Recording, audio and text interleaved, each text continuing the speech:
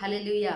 सबको जय मसीह। इस ऑनलाइन आराधना में भी जो कोई हमारे साथ भाग ले रहे हैं, हम आपको प्रभु यीशु मसीह के महत्वपूर्ण नाम से हम आपको स्वागत करते हैं। उम्मीद रखते हैं कि आप जहाँ कहीं भी हो, आप अच्छे हैं, भले हैं, प्रभु यीशु मसीह के विश्वास से और आगे बढ़ रहे हैं। हालेलुया। तो चलिए हमारे आराधना का समय में भय और भक्ति के साथ ऐसे सोच कर कि हमारा प्रभु यीशु परलोक से अपने नज़र को 24 घंटे हमारे ऊपर लगाए हुए हैं। मनुष्य मुंह को देखता है, फिर भी हमारे परमेश्वर यहोवा हमारा हृदय को जांच करते हैं। तो चलिए हम सब भय के साथ इस आराधना में हम भाग ले। सोचे कि हमारे प्रभु यीशु को हम आराधना करने के लिए आए हैं। उचित मन के साथ, सच्चे हृदय के साथ, गहरे हृदय से हम हमारे परलोक पे वास किया परमेश्वर यहोवा को हमें आराधना करना है बोलकर सब अपने अपने हाथ को ऊंचा उठाकर परलोक की ओर थोड़ा देर हम स्तुति कर कर हमारे आराधना को हम शुरू करेंगे। हालेलुया। सब मुंह खोल कर स्तुति कीजिए। Hallelujah, hallelujah, hallelujah, hallelujah. धन्यवाद, धन्यवाद, धन्यवाद, धन्यवाद यहोवा यीरे, आपका धन्यवाद। यहोवा शमा, आपका धन्यवाद। हालेलुया। यहोवा एलोहीम, आपका धन्यवाद। सर्वसृष्टि परमेश्वर, आपका धन्यवाद। हालेलुया। सर्वोच्चित परमेश्वर, हम आपका धन्यवाद करते हैं। यहोवा परमेश्वर, स्वर्ग पे विराजमान परमेश्वर, हम आपका स्तुति करते हैं। Hallelujah, hallelujah. परलोक आपका सिंहासन है, ये पृथ्वी आपकी चौखट है। हम आपकी स्तुति करते हैं, स्तुति करते हैं, स्तुति करते हैं। अति सुंदर परमेश्वर, हम आपका स्तुति करते हैं। हालेलुया। जिंदा खुदा यहोवा, हम आपकी स्तुति करते हैं। Hallelujah, hallelujah, hallelujah, hallelujah. आपकी स्तुति स्तुति स्तुति स्तुति स्तुति स्तुति करते हैं परमेश्वर दयालु तारनहार, हम आपकी स्तुति करते हैं। Hallelujah, hallelujah. फिर से आने वाले परमेश्वर यहोवा, हम आपकी स्तुति करते हैं। हालेलुया। शैतान को, सर को, हालेलुया, कुचला परमेश्वर यहोवा यीशु मसीह, हम आपका स्तुति करते हैं। स्तुति स्तुति स्तुति स्तुति करते हैं, आराधना करते हैं। Hallelujah, hallelujah, hallelujah. जो कोई इस आराधना में परमेश्वर आपकी आराधना करने के लिए, आपकी स्तुति करने के लिए, सारी भलाइयों के लिए, धन्यवाद देने के लिए जो कोई हमारे साथ इस ऑनलाइन आराधना में भाग ले रहा हो परमेश्वर, हालेलुया, परमेश्वर की उपस्थिति हर एक को भरे। हालेलुया। परमेश्वर की उपस्थिति हर एक को भरे। पवित्र आत्मा की अभिषेक हर एक के ऊपर उंडेलने के लिए हम विनती कर कर आपकी आराधना करते हैं। Hallelujah, hallelujah. भलाई बिना बुराई करने वाले परमेश्वर नहीं है, हम आपकी स्तुति और आराधना करते हैं। Hallelujah, hallelujah, hallelujah, hallelujah. सर्वोच्चित परमेश्वर, पवित्र परमेश्वर, पिता पवित्र है, यहोवा पवित्र है, यीशु मसीह पवित्र है, पवित्र है, पवित्र है, पवित्र है, पवित्र है। Hallelujah, hallelujah. अंधकार आपके बीच में वास नहीं कर पाएगी। हालेलुया। हम आपकी स्तुति करते हैं।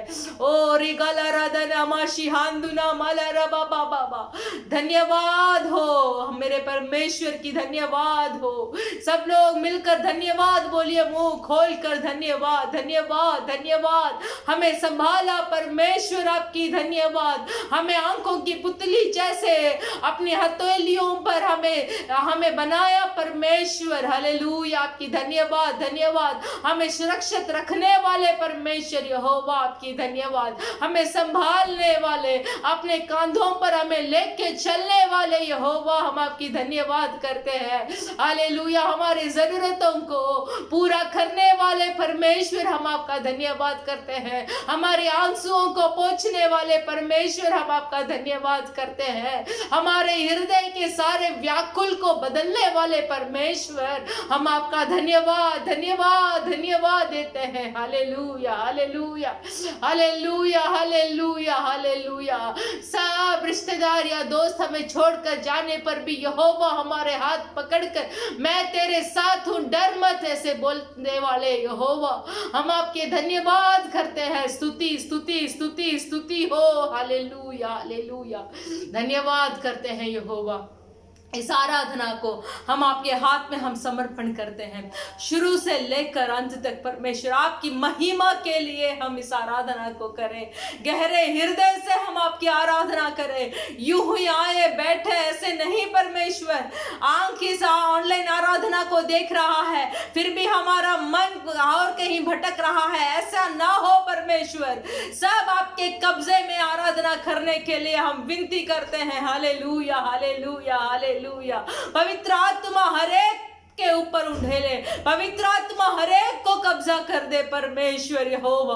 भय भक्त कांपते हुए इस आराधना में भाग लेने के लिए आप मदद करने के लिए मांगते हैं परमेश्वर यहोवा। धन्यवाद करते हैं, आपके हाथों में हम समर्पण करते हैं। जो वचन आज हम सुनने जा रहे हैं यहोवा आपके हाथों में समर्पण करते हैं। हालेलुया। हाँ, ये वचन जिस किसके साथ बात कर कर एक बदलाव को लाना चाहिए उन तक पहुंचने के लिए आप मदद कीजिए परमेश्वर यहोवा। आपके हाथों पे हम समर्पण करते हैं, यीशु मसीह के नाम से मांगते हैं पिता, आमीन। Hallelujah hallelujah. परमेश्वर पवित्रताई में महान परमेश्वर हमारे साथ है। हालेलुया हालेलुया, हमारे साथ है। आज का दिन यहोवा ने बनाया है, हम इसमें आनंदित हो। हालेलुया।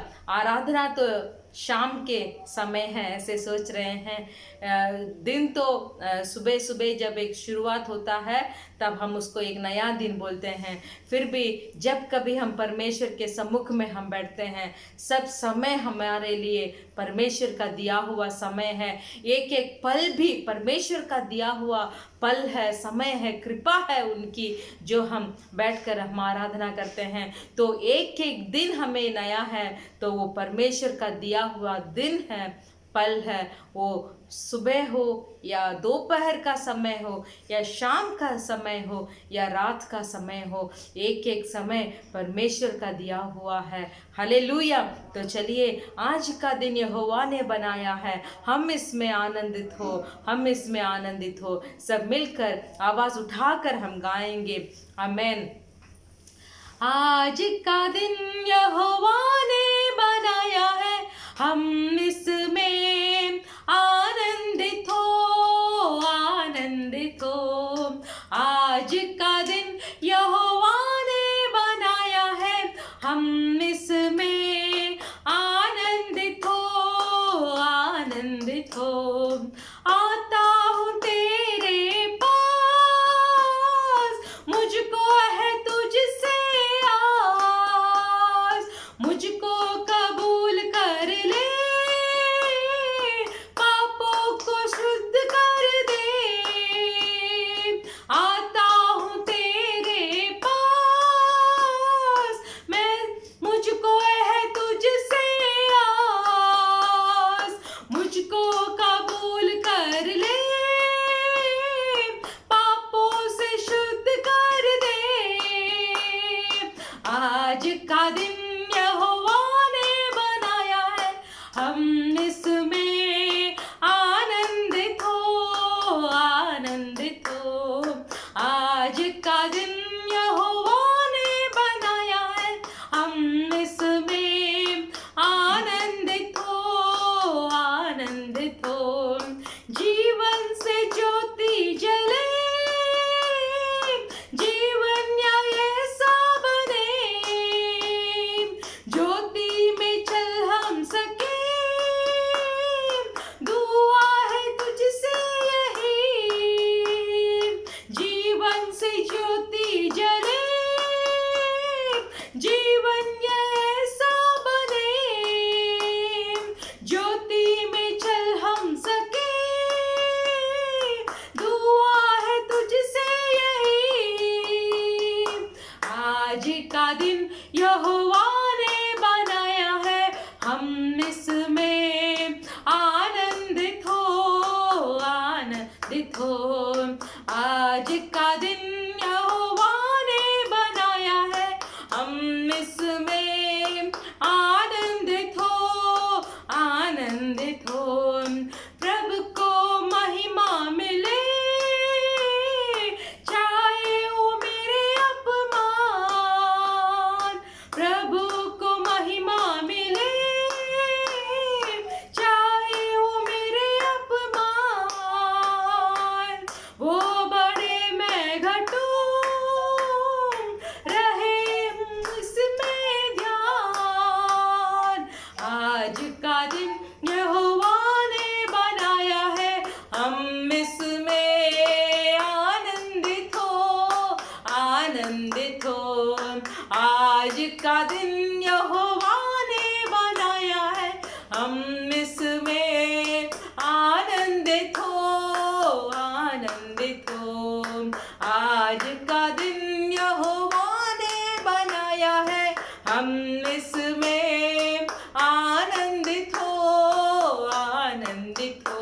हालेलुया। आज का दिन यहोवा ने बनाया है, सब अपने अपने हाथों को उठाकर हे प्रभु यहोवा यीशु मसीह, ये नया दिन को आज आपने मेरे जिंदगी में दिया है कि आपका धन्यवाद बोलिए।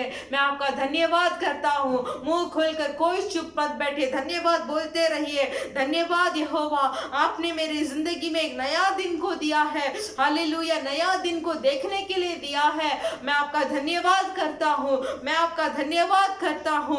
We thank you Lord. मैं आपका धन्यवाद करता हूँ, स्तुति करता हूँ, आराधना करता हूँ, क्योंकि कितने हैं, कितने जान पहचान वाले हैं, कितने हमारे आंखों के सामने ये दिन को देख ना पाए और चले गए बस, फिर भी परमेश्वर ने हमें इतना योग्य समझा कि हमारा जीवन में एक एक दिन को हालेलुया आगे बढ़ाते बढ़ाते लेके आ रहे हैं। ये सिर्फ आपकी कृपा से है परमेश्वर यहोवा, ये सिर्फ आपकी दया से है यीशु मसीह, ये सिर्फ आपसे ही है परमेश्वर, हमसे कुछ नहीं है परमेश्वर यहोवा।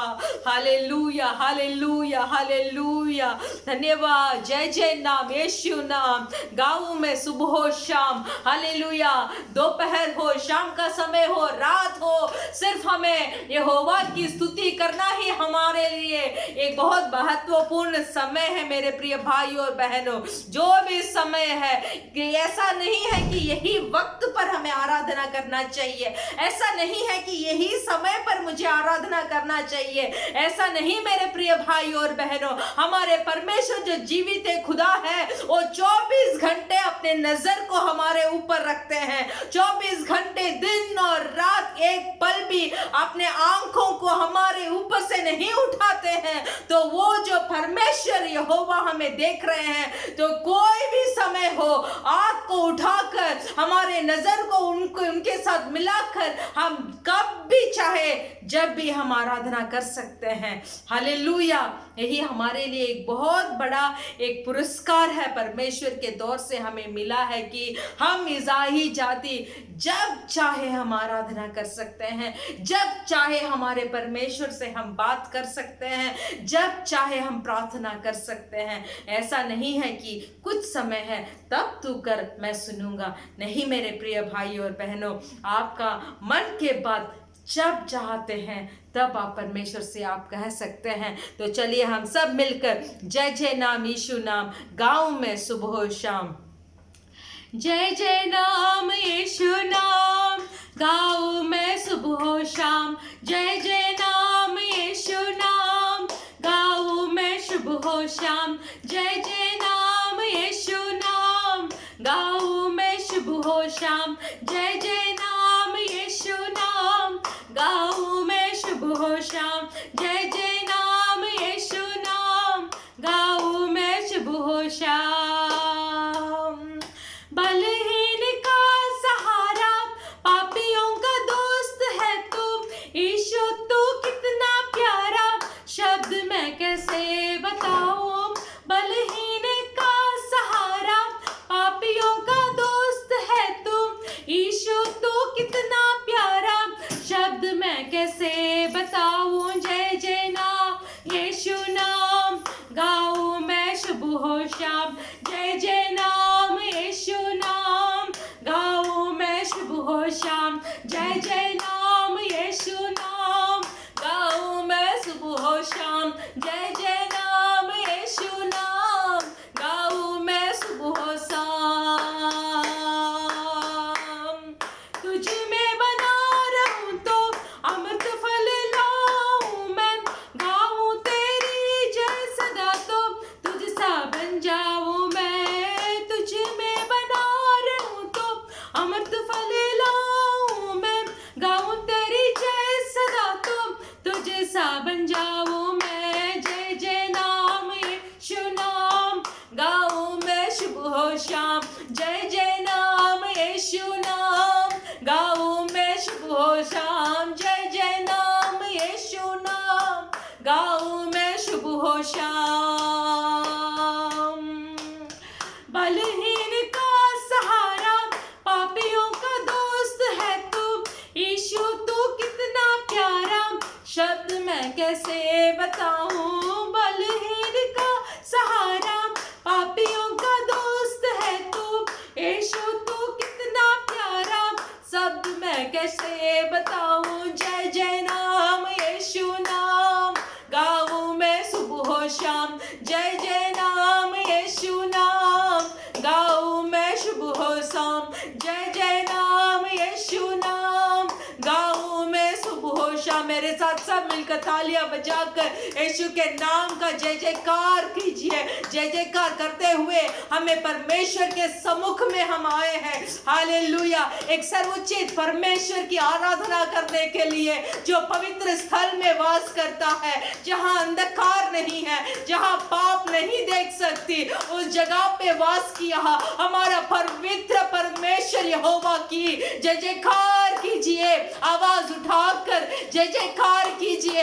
Hallelujah, hallelujah. We glorify your name O Lord. हम आपकी नाम की महिमा देते हैं, सब आवाज उठाकर तालियां बजाकर। हालेलुया। बोलिए यहोवा यिरे, हम आपकी जय जयकार करते हैं। यहोवा रफा, हम आपकी जय जयकार करते हैं। स्वर्ग पे विराजमान यहोवा, हम आपकी जय जयकार करते हैं, जय जयकार करते हैं। Hallelujah, hallelujah, hallelujah, hallelujah. O thank you Lord, thank you Jesus. हम आपकी जय जयकार करते हैं, हम आपकी आराधना करते हैं, हम आपकी स्तुति करते हैं। Hallelujah, hallelujah, hallelujah. बलहीन के सहारा है, हालेलुया।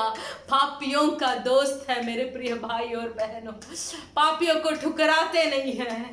हालेलुया। जब पापी मन फिराव लेने के लिए जब परमेश्वर के सम्मुख में आता है तो मेरे परमेश्वर ठुकराते नहीं हैं।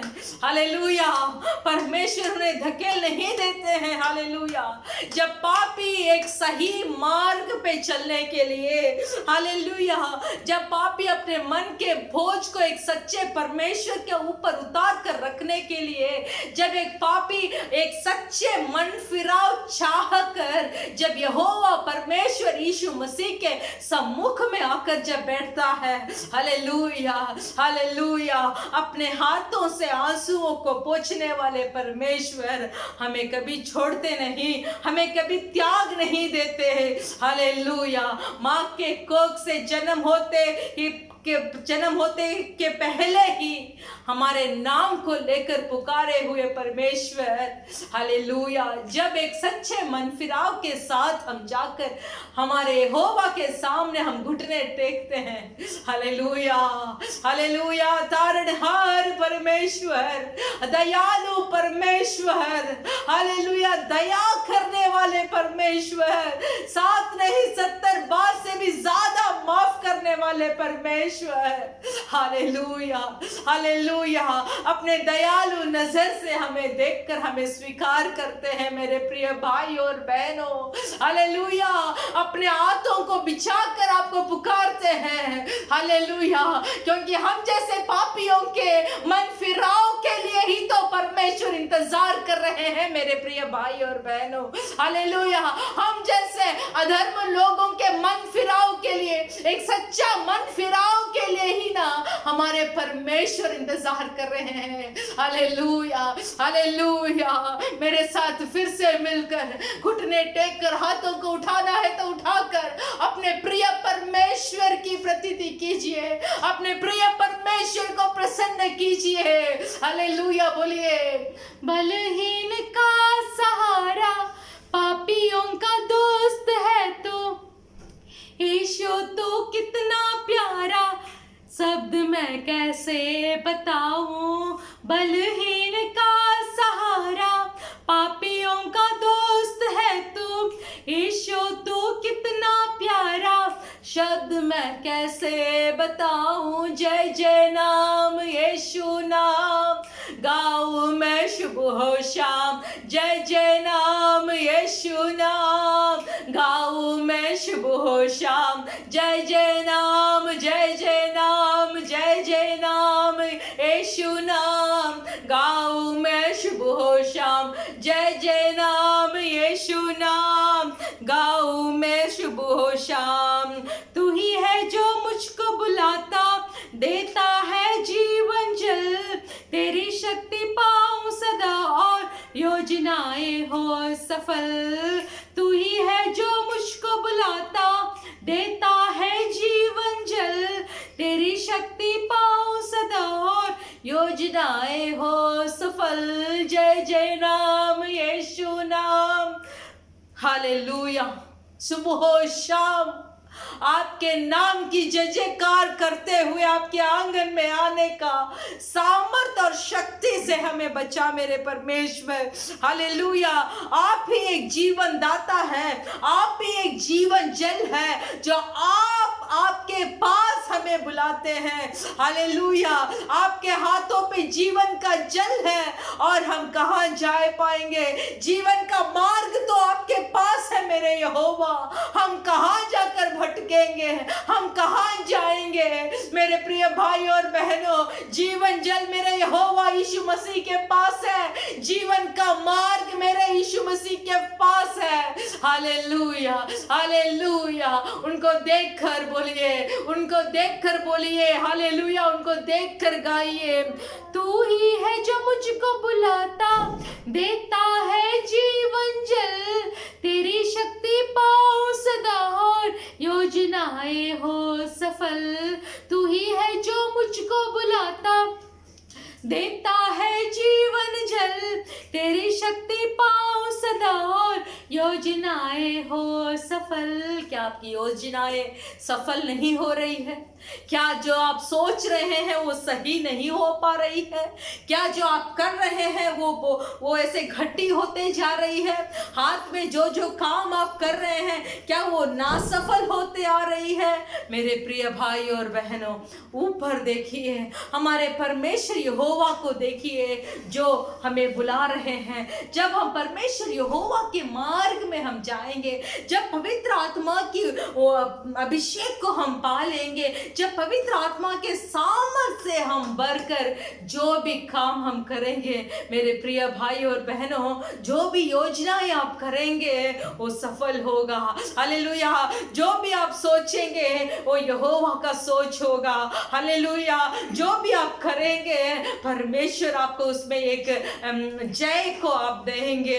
हालेलुया। धन्यवाद बोली है, क्योंकि परमेश्वर यहोवा ही है जो हमें बुलाए हैं। परमेश्वर यहोवा ही है जो हमें नाम दिए हैं। परमेश्वर यहोवा ही है जो हमें राजा बोलकर, याजक बोलकर हमें बुलाया है। Hallelujah, hallelujah. हम परमेश्वर के महल है, हम परमेश्वर के खेत है। हालेलुया। ये सारे वचन को जब हम विश्वास के साथ बोलते बोलते रहेंगे तो जरूर पवित्र आत्मा का सामर्थ हम हर एक को भरकर हमारे सारे काम और सारे योजनाओं को वो सफल में लेके आएगा। Hallelujah, hallelujah, hallelujah. धन्य धन्य धन्य धन्य। हालेलुया। सब आंखें बंद कर ओ थैंक यू लॉर्ड। घुटने टेकना है तो टेक लीजिए मेरे प्रिय भाई और बहनों। खड़ा है ना तो खड़े हो जाइए मेरे प्रिय भाई और बहनों।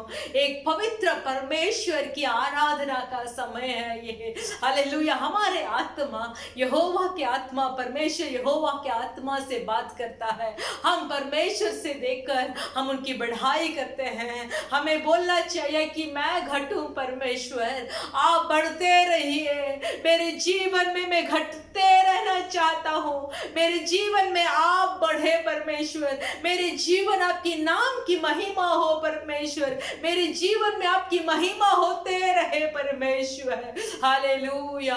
और मैं ये बोलना चाहता हूँ कि आप मेरे लिए काफी है। सब बोलिए, यहोवा से देखिए, यीशु मसीह को देखिए। सब अपने आंखों को बंद कर मुंह खोल कर बताइए, हाँ परमेश्वर यीशुआ, आप मेरे लिए काफी है। यहोवा आप मेरे लिए काफी है। बोलिए ये शब्द को सब आवाज उठाकर बोलिए, यहोवा आप मेरे लिए काफी है। You are enough for me. आप मेरे लिए काफी है। ये दुनिया में जितना भी हो परमेश्वर, उससे ज्यादा आप मेरे लिए काफी है। बोलिए, मेरे परमेश्वर से देखकर बात कीजिए, आप मेरे लिए काफी है। पिता परमेश्वर आप मेरे लिए काफी है। यीशु मसीह आप मेरे लिए काफी है। पवित्र आत्मा आपकी उपस्थिति, आपकी सामर्थ जो आप मेरे अंदर वास करते हैं, ये मेरे लिए काफी है। Hallelujah, hallelujah. यहोवा यीरे दाता है मेरा, तू ही सब कुछ है मेरा। यहोवा राफा चंगाई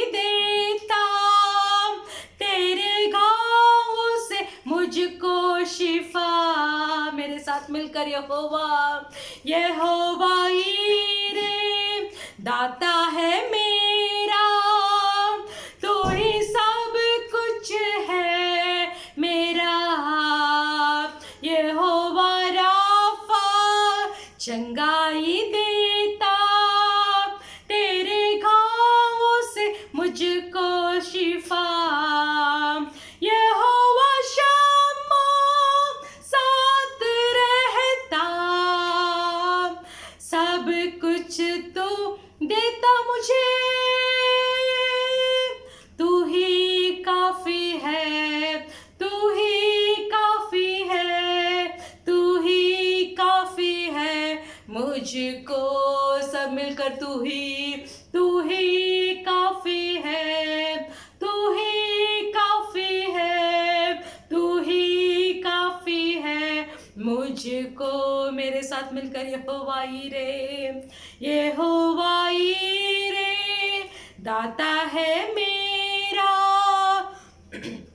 तू ही सब कुछ है मेरा, तू ही सब कुछ है मेरा। फिर से एक साथ मिलकर, यहोवा ईरे दाता है मेरा, तू ही सब कुछ है मेरा, यहोवा राफा चंगाई देता, तेरे घावों से मुझको शिफा, यहोवा शम्मा साथ रहता, सब कुछ तो देता मुझे,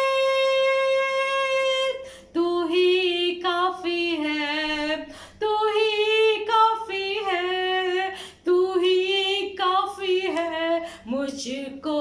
सब मिलकर मेरे साथ, तू ही काफी है, तू ही काफी है, तू ही काफी है मुझको। मेरे साथ फिर से मिलकर, पिता परमेश्वर तू ही काफी है, यीशु तू ही काफी है, पवित्र आत्मा तू ही काफी है मुझको, यहोवा एलियोन सृष्टि करता, सारी सृष्टि को तूने रचा।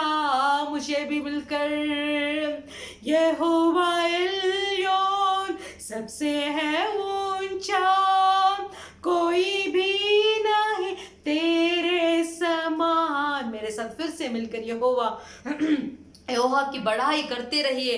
हालेलुया। यहोवा की उपस्थिति हर एक के ऊपर है। इस आराधना में यहोवा प्रसन्न है। हालेलुया। फिर से मिलकर, यहोवा एलोहिम सृष्टि करता, सारे सृष्टि को तूने रचा, यहोवा एलियोन सबसे है ऊंचा, कोई भी नहीं तेरे समान, यहोवा शालोम शांति है मेरा, दी तूने शांति मुझे, तू ही काफी है, तू ही काफी है, तू ही काफी है मुझको। यस लड़ा भी काफी है, तू ही काफी है। हाथ उठाकर बोले, यहोवा दाता तू ही काफी है, तू ही काफी है मुझको इस दुनिया में, तू ही काफी है, तू ही काफी है इस लॉर्ड, तू ही काफी है मुझको इस संसार में। बोलिए, बोलते रहिए, तू ही काफी है, तू ही काफी है, तू ही काफी है मुझको मेरे बड़े जरूरतों में, तू ही काफी है, तू ही काफी है, तू ही काफी है मुझको। मेरी नौकरी में आप ही, बोलिए, बोलते रहिए। जहां जहां आप घटी महसूस करते हैं, जहां जहां आप नामुमकिन महसूस करते हैं, जहां जहां आपके योजनाएं सफल नहीं हो पा रही है, जहां जहां आप शर्म के मारे आप आपके सर को झुकाकर आप खड़े होते हैं, हालेलुया, जहां जहां आपको डांट मिलती है, जहां जहां आपको कष्ट उठाना पड़ता है, सबको सोचकर आप आपके मन में लेके आइए कि ये सब से, ये सारे चीजों से इस दुनिया में यहोवा आप काफी है मुझे। बोलिए, और रिखाला रबा शिहांदना माला रबा, और रगबा बाबा रिबा शिहातुना माला रबा। हाथ को उठाकर बोलिए, यहोवा परमेश्वर आप मेरे लिए काफी है। यहोवा एलियोन आप मेरे लिए काफी है।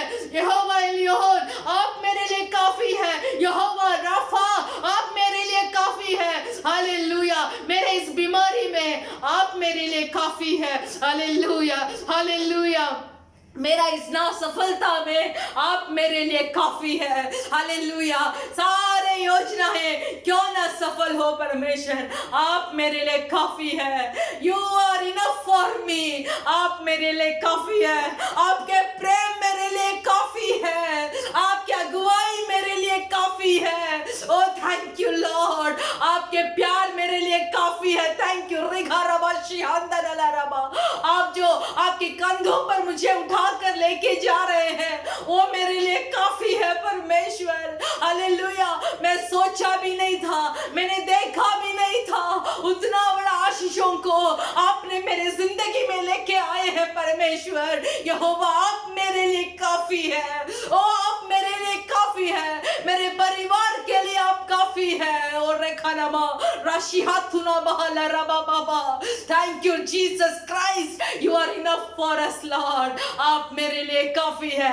सब घुटने टेक कर, हाथ को उठाकर उस यहोवा जो सर पे विराजमान है, पवित्र स्थल में जो वास करते हैं, हम योग्य नहीं है, फिर भी हमें उनकी आराधना करने में हमें योग्य बनाया परमेश्वर। उन्हें देखकर बोलिए, तू ही काफी है, तू ही काफी है, तू ही काफी है मुझको, तू ही काफी है, तू ही काफी है, तू ही काफी है मुझको, तू ही काफी है, तू ही काफी है, तू ही काफी है मुझको। थैंक यू लॉर्ड, आप ही हमारे जिंदगी में काफी है परमेश्वर।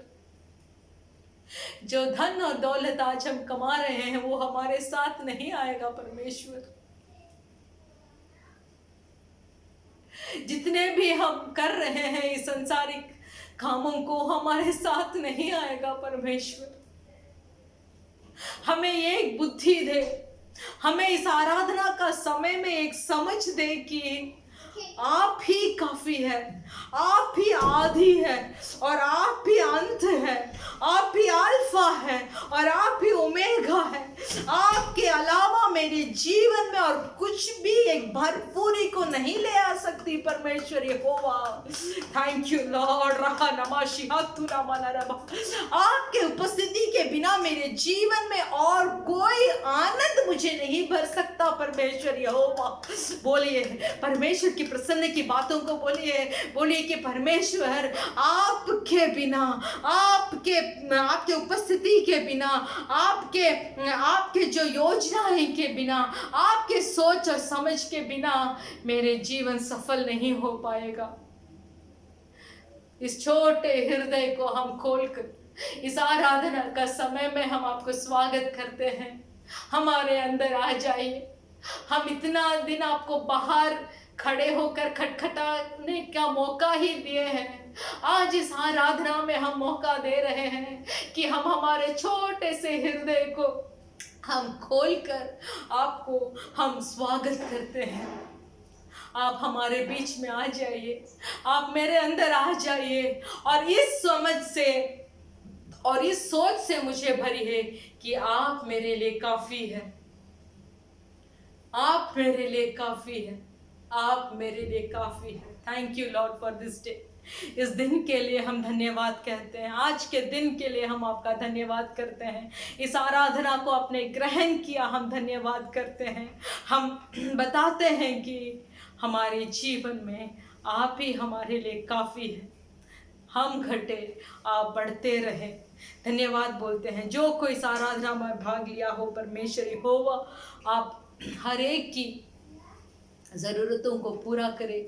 विशेष कर आप इस आत्मिक यात्रा को विजय पाकर पूरा करने के लिए सामर्थ से हर एक भाई और बहन को भरे। धन्यवाद करते हैं, यीशु मसीह के नाम से मांगते हैं पिता, आमेन, हालेलुया। हम इसे खड़े होकर हमारे बाइबल में भजन संगीता 103 पढ़ेंगे। Psalms 103 वचन 1 से लेकर 13 वचन तक हम पढ़ेंगे। भजन संगीता 103 वर्सेस 1 to 13 हम पढ़ेंगे। परमेश्वर का प्रेम। हे मेरे मन, यहोवा को धन्य कहे, और जो कुछ मुझ में है वह उसके पवित्र नाम को धन्य कहे। हे मेरे मन, यहोवा का धन्य कहे और उसके किसी उपकार को ना भूल। वही तो तेरा सब अधर्म को क्षमा करता है और तेरे सब रोगों को चंगा करता है। वही तो तेरे प्राण को नष्ट होने से बचा लेता है और तेरे सिर पर करुणा और दया का मुकुट बांधता है। वही तो तेरी लालसा को उत्तम पदार्थों से तृप्त करता है, जिससे तेरी जवानी उकाब के समान नहीं हो जाती है। यहोवा सब पिसे हुओं के लिए धर्म और न्याय के काम करता है। उसने मूसा को अपनी गति और इस्राएलियों पर अपने काम प्रकट किया। यहोवा दयालु और अनुग्रहकारी, विलंब से कोप करने वाला और अति करुणामय है। वह सर्वदा वाद विवाद करता ना रहेगा, ना उसका क्रोध सदा के लिए भड़क रहेगा। उसने हमारे पापों के अनुसार हमसे व्यवहार नहीं किया और ना हमारे अधर्म के कामों का अनुसार हमको बदला दिया।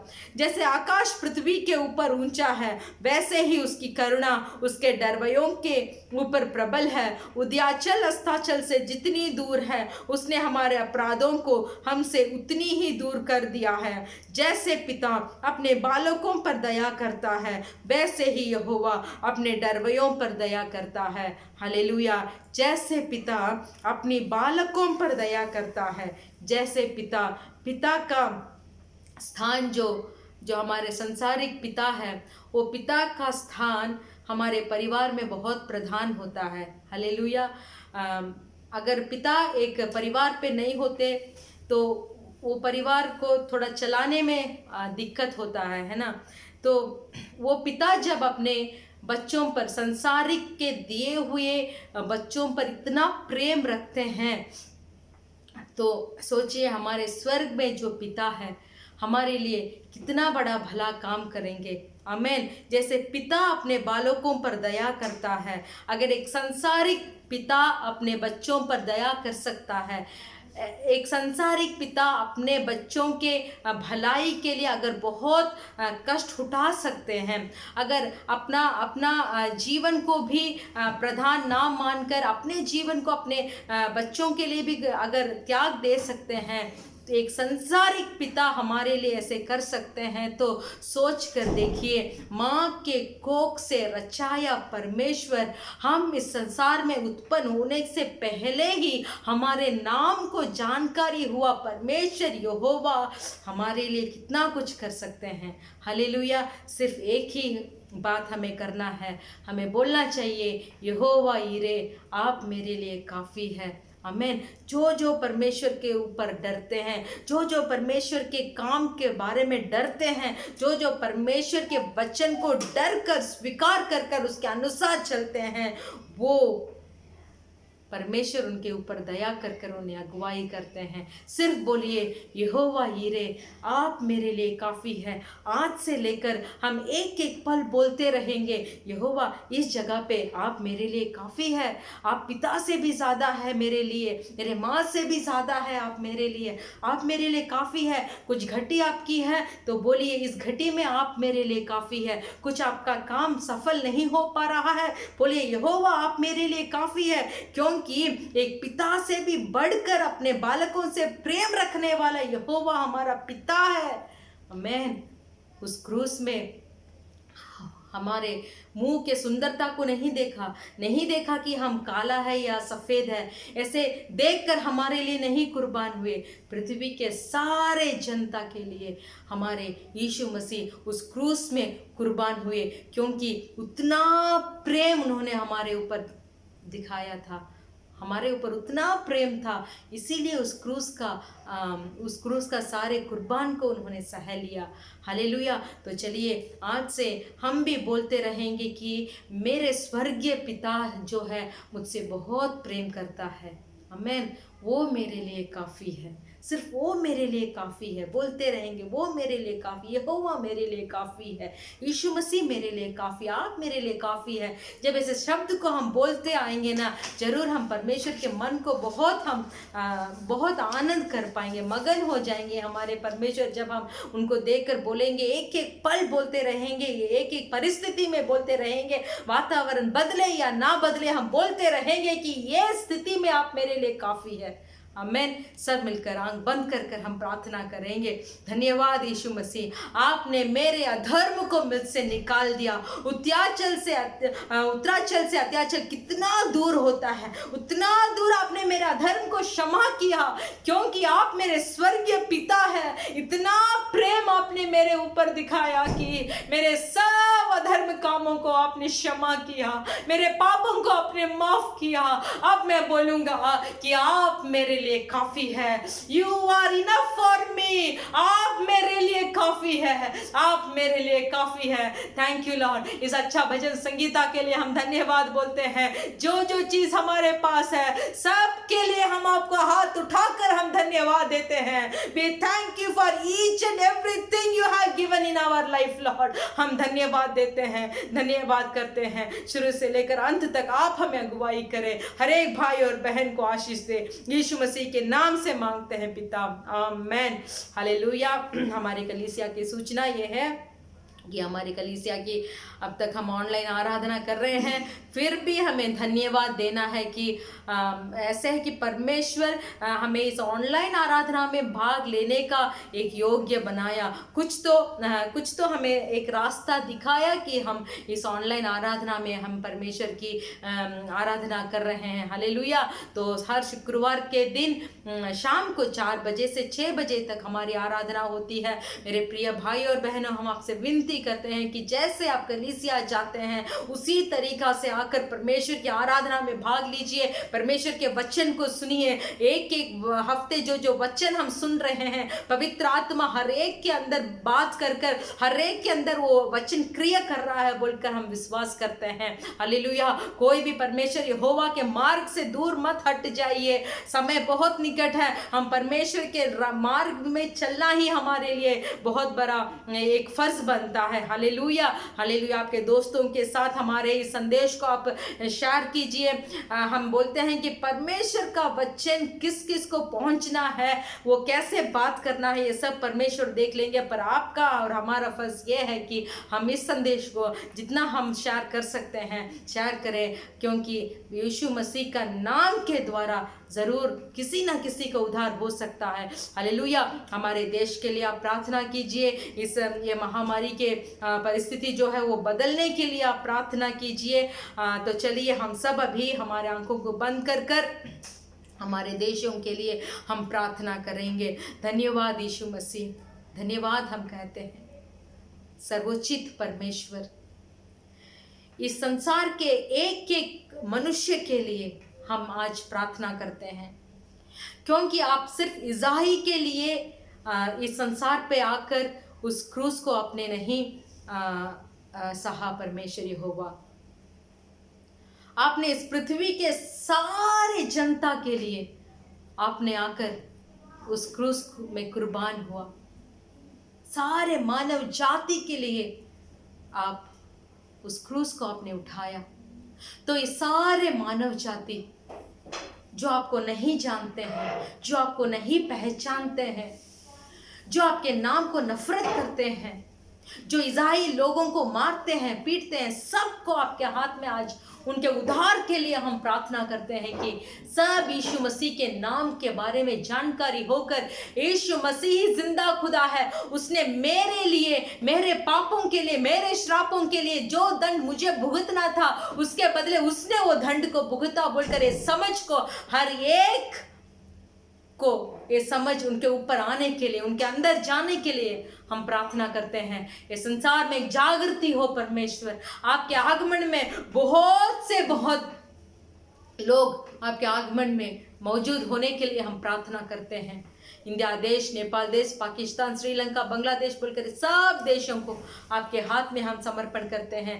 कतार देश के लिए हम धन्यवाद कहते हैं परमेश्वर, इस महामारी के नष्ट बहुत ना हुई परमेश्वर, आपकी कृपा ने इस देश को ढका, हम धन्यवाद करते हैं। वैसे ही जल्दी हर एक देश में इस महामारी के वजह से जितने भी घटी हुई है सब परमेश्वर आप उन्हें ठीक करने के लिए हम विनती करते हैं। गरीबों को हम याद करते हैं परमेश्वर, जो गरीब है, पानी नहीं, खाना नहीं, जितने भी है हमारे भाई लोग, बहन लोग, बड़े लोग हैं, उनको सब आप भोजन देने के लिए आपके पंखों के आड़ में उन्हें रखने के लिए हम विनती करते हैं परमेश्वर। आप ही अगुवाई करें, हमारे सरकारी लोगों को याद करें परमेश्वर, लोगों को भलाई काम करने के लिए आप ही उन्हें समझ दे परमेश्वर। धन्यवाद करते हैं, यीशु मसीह के नाम से हम मांगते हैं पिता, आमीन, हालेलुया। अभी भी हमारे संदेश की ओर हम ध्यान करेंगे।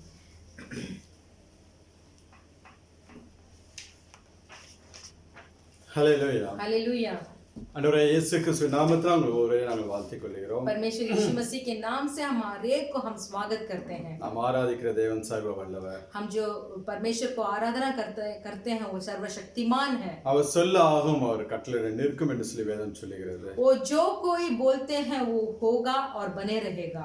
நீங்க தேவ சமூகத்தில் செபிக்கக்கூடிய ஒவ்வொரு காரியத்திற்கும் जो काम आप परमेश्वर के सम्मुख में आप प्रार्थना करते हैं அவர் பதில் கொடுக்கிறவராக இருக்கிறார்। उसके लिए जरूर परमेश्वर उत्तर देते हैं। அல்ல தேசங்களுக்காக, इसीलिए देश के लिए, குடும்பங்களுக்காக, परिवार के लिए, சபைகளுக்காக और कलीसियाओं के लिए ஒவ்வொரு நாளும் நீங்கள் செபிக்கும்படியாக கேட்டுக்கொள்கிறோம்। प्रतिदिन प्रार्थना करने के लिए हम विनती करते हैं। கர்த்தர் உங்களுடைய வார்த்தையின்படியே அவர் ஆசீர்வதித்து நடத்த போதுமானவராக இருக்கிறார்। जो प्रार्थना आप करते हैं वो प्रार्थना के द्वारा आपको आशीष कर आपको अगुवाई करने में परमेश्वर सामर्थ है। கூடிய சீக்கிரம் சபைகள் திறக்கப்படும்படியாகவும் ஜெபித்துக் கொள்ளுங்கள்। आप जल्दी हमारे कलीसिया खोलने के लिए भी आप प्रार्थना कीजिए। நமக்கு தோஹா சபையிலும் நமக்கு ஹிந்தி ஆராதனை நடைபெற்றுக் கொண்டிருக்கிறது। हमारे दोहा चर्च में भी हमारा हिंदी आराधना हो रही है। காலையில 9 ல இருந்து 11 மணி வரை உண்டாயிருக்கும்। वो सुबह 9 बजे से लेकर 11 बजे तक है। அதுல அட்டெண்ட் பண்ண விரும்புகிற பிள்ளைகள், और उसमें भाग लेने के लिए जो चाहते हैं, உங்களுக்கு வாகன வசதி இருக்குமா என்றால் நீங்கள் வரும்படியாக கேட்டுக்கொள்கிறோம்। आपके पास गाड़ी है तो आप खुद आ सकते हैं वहां। கர்த்தர் உங்களை ஆசீர்வதிப்பார்। परमेश्वर आपको आशीष करेंगे। இந்த நாள் நாம் வேத வார்த்தைக்கு நேராக கடந்து செல்லலாம்। आज भी हमारे पवित्र बाइबल के ओर हम ध्यान करेंगे।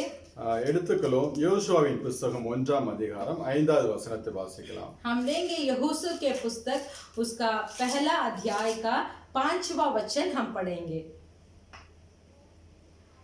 तेरे जीवन भर कोई तेरे सामने ठहर ना सकेगा, जैसे मैं मूसा के संग रहा वैसे ही तेरे संग भी रहूंगा, और ना तो मैं तुझे धोखा दूंगा और ना तुझको छोड़ूंगा। Hallelujah, hallelujah. இங்க தேவன் யோசுவாவை பார்த்து சொல்லுகிறார், यहाँ परमेश्वर यहोशू को देखकर बताते हैं, உயிரோடு இருக்கும் நாளெல்லாம் तेरे जीवन भर ஒருவனும் உனக்கு முன்பதாக எதிர்த்து நிற்பதில்லை, कोई तेरे सामने ठहर ना सकेगा। நான் மோசேயோடு இருந்தது போல जैसे मैं मूसा के संग रहा உன்னோடும் இருப்பேன், वैसे ही मैं तेरे संग भी रहूंगा, நான் உன்னை விட்டு விலகுவதில்லை, और ना मैं तुझे धोखा दूंगा, உன்னை என்றும் கைவிடுவதில்லை என்று சொல்லி और ना तुझे को छोड़ूंगा बोलकर அங்கே யோசுவாவுக்கு தேவன் ஒரு வாக்குத்தத்தத்தை கொடுக்கிறார்। तो यहाँ यहोशू को यहोवा एक वाचा देते हैं, நீ உயிரோடு இருக்கும் நாளெல்லாம் तेरे जीवन भर ஒருவரும் உனக்கு முன்பதாக எதிர்த்து நிற்பதில்லை। कोई भी तेरे सामने ना ठहरेगा। ஆனால் இந்த யோசுவாவோட வாழ்க்கையில ये यहोशू के जीवन में ஒரு காலத்துல அவன் ஒரு தோல்வியை சந்திக்கிறான்। ऐसे एक दिन था जहाँ यहोशू के जीवन में घटिया होती थी, அதாவது இந்த हार நாளிலே जाता था। இந்த நாளிலே इस दिन में யோசுவாவுடைய தோல்வியும் ஜெயத்தையும் பத்தி நாம் தியானிக்க போகிறோம். यहोशू के हार और जीत के बारे में हम ध्यान करेंगे. அதாவது நம் வாழ்க்கையில் வரக்கூடிய தோல்வியும் ஜெயத்தையும் நாம் இந்த நாளில் தியானிக்க போகிறோம். ऐसा है कि हमारा जीवन में जो जय आता है, जो भी हार आता है, इसके बारे में आज हम ध्यान करेंगे. தேவன் யோசுவாவுக்கு நல்ல வாக்குத்தத்தங்களை கொடுத்திருந்த போதிலும் परमेश्वर यहोवा तो योशुआ को अच्छे वाचा को दिए थे. அவன் ஆயி பட்டணத்தில் ஒரு தோல்வியை சந்திக்கிறார். फिर भी वो आई बोलकर एक नगर में उसने हारा. அந்த ஆயி பட்டணத்தில் தோல்வியை சந்தித்த போது वो आई नगर में जब वो हार गया था, தேவன் அவர்களை வேற வழியை நடத்தாமல் तो परमेश्वर उन्हें अलग रास्ते में नहीं चलाया. அதே இடத்துல ஜெயத்தை மேற்கொண்டு उसी जगह में वो जय प्राप्त करने के लिए கானானை நோக்கி பிரயாணம் பண்ணுகிறார்கள். वो सब लोग कनान देश को देखकर अपना यात्रा को चालू करते हैं. இப்ப நம்மளுடைய வாழ்க்கையிலும் तो हमारा जीवन में भी எந்தெந்த பகுதியில் நாம் தோக்கிறோமோ जो भाग में हम हार जाते हैं, அதை விட்டு நாம் வேற வழியாக போக முடியாது. तो उसको छोड़कर हमें अलग रास्ते पे हम नहीं जा सकते. அதை மேற்கொண்டு उसके ऊपर जय प्राप्त कर அதை ஜெயிக்கிற பிள்ளைகளாக மாறி तो उसमें हमको जय पाकर நாம் கடந்து போக வேண்டும். हमें उसको पार कर जाना है. இப்ப தேவன் நம்முடைய வாழ்க்கையில் வரக்கூடிய எல்லா தோல்விகளையும் परमेश्वर हमारे जिंदगी में जितने भी हार को हम देखते हैं, ஜெயமாக மாற்ற तो போகிறார். परमेश्वर उसको जय में बदल देने वाले हैं. அது குடும்ப உறவில் நாம் தோல்வியற்றவர்களாக இருக்கலாம். ऐसा है कि परिवारों को रिश्ते में हम अगर हार गए हैं, பிள்ளைகளோட வாழ்க்கையில் நாம் தோல்வியை சந்தித்திருக்கலாம். ऐसा हो कि हमारे बच्चे लोगों को जीवन में हमने हार को देखा है. ஒருவேளை வேலையிலோ இல்ல வியாபாரத்துல பிசினஸ்ல நாம் தோல்விகளை சந்தித்திருக்கலாம். ऐसा है कि हमारे नौकरी के जगह पे या जो व्यापार हम करते हैं उस स्थिति में हम लोग हार को देखा है. இல்ல படிப்பில தோல்விகளை சந்தித்திருக்கலாம். नहीं तो हमारे पढ़ाई में हम हार गए हो. உடல் ஆரோக்கியத்துல தோல்விகளை சந்தித்திருக்கலாம். ऐसा है कि हम बलहीन होकर हम बलहीन में हार गए हैं. நம்மளோட வாழ்க்கை எந்தெந்த பகுதியில் நாம் தோல்வியை சந்தித்துக் கொண்டிருக்கிறோமோ हमारे जीवन में जो तरफ से हम हार को हम देख रहे हैं, அதை எல்லாம் ஜெயிக்கிற பிள்ளைகளாக தேவன் நம்மளை மாற்ற விரும்புகிறார். तो वो सब हार के ऊपर परमेश्वर यहोवा हमें जय प्राप्त करने वाले बनाना चाहते हैं. அதுதான் இந்த யோசுவா வாழ்க்கையிலிருந்து சில காரியங்களை நாம் கற்றுக்கொள்ள போகிறோம். यही इस यहोशू के जीवन में कुछ कार्यों को हम सीखेंगे. இந்த யோசுவாவோட வாழ்க்கையை பார்த்தீங்கன்னா यहोशू की जिंदगी को अगर आप देखेंगे, அவன் வாலிப வயதில் ஆசரிப்பு கூடாரத்தை விட்டு பிரியாதிருந்தான் என்று சொல்லி வேதம் சொல்கிறது. वो जवानी के समय में वाचा का तंबू को छोड़कर कहीं नहीं गया. யாத்திராகமம் 33ஆம் அதிகாரம் निर्गमन का पुस्तक उसका 33 अध्याय 11வது வசனத்தை வாசிக்கலாம். उसका 11 वचन को हम पढ़ेंगे. और यहोवा मूसा से इस प्रकार आमने सामने बात करता था जिस प्रकार कोई अपने भाई से बात करे.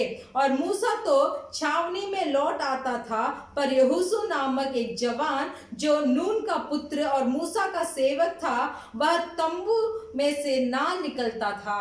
யோசுவா ஆசரிப்பு கூடாரத்தை விட்டு பிரியாதிருந்தான். यहोशू तंबू में से नहीं निकलता था. அது மாத்திரமல்ல, सिर्फ वही नहीं, அவன் மோசேயோட கரத்திலே உருவாகின ஒரு ஊழியக்காரன். वो मूसा के हाथ में बनाया हुआ एक सेवक था. அதாவது மோசே தேவனோட முகமுகமாய் பேசக்கூடிய ஒரு ஊழியக்காரன்.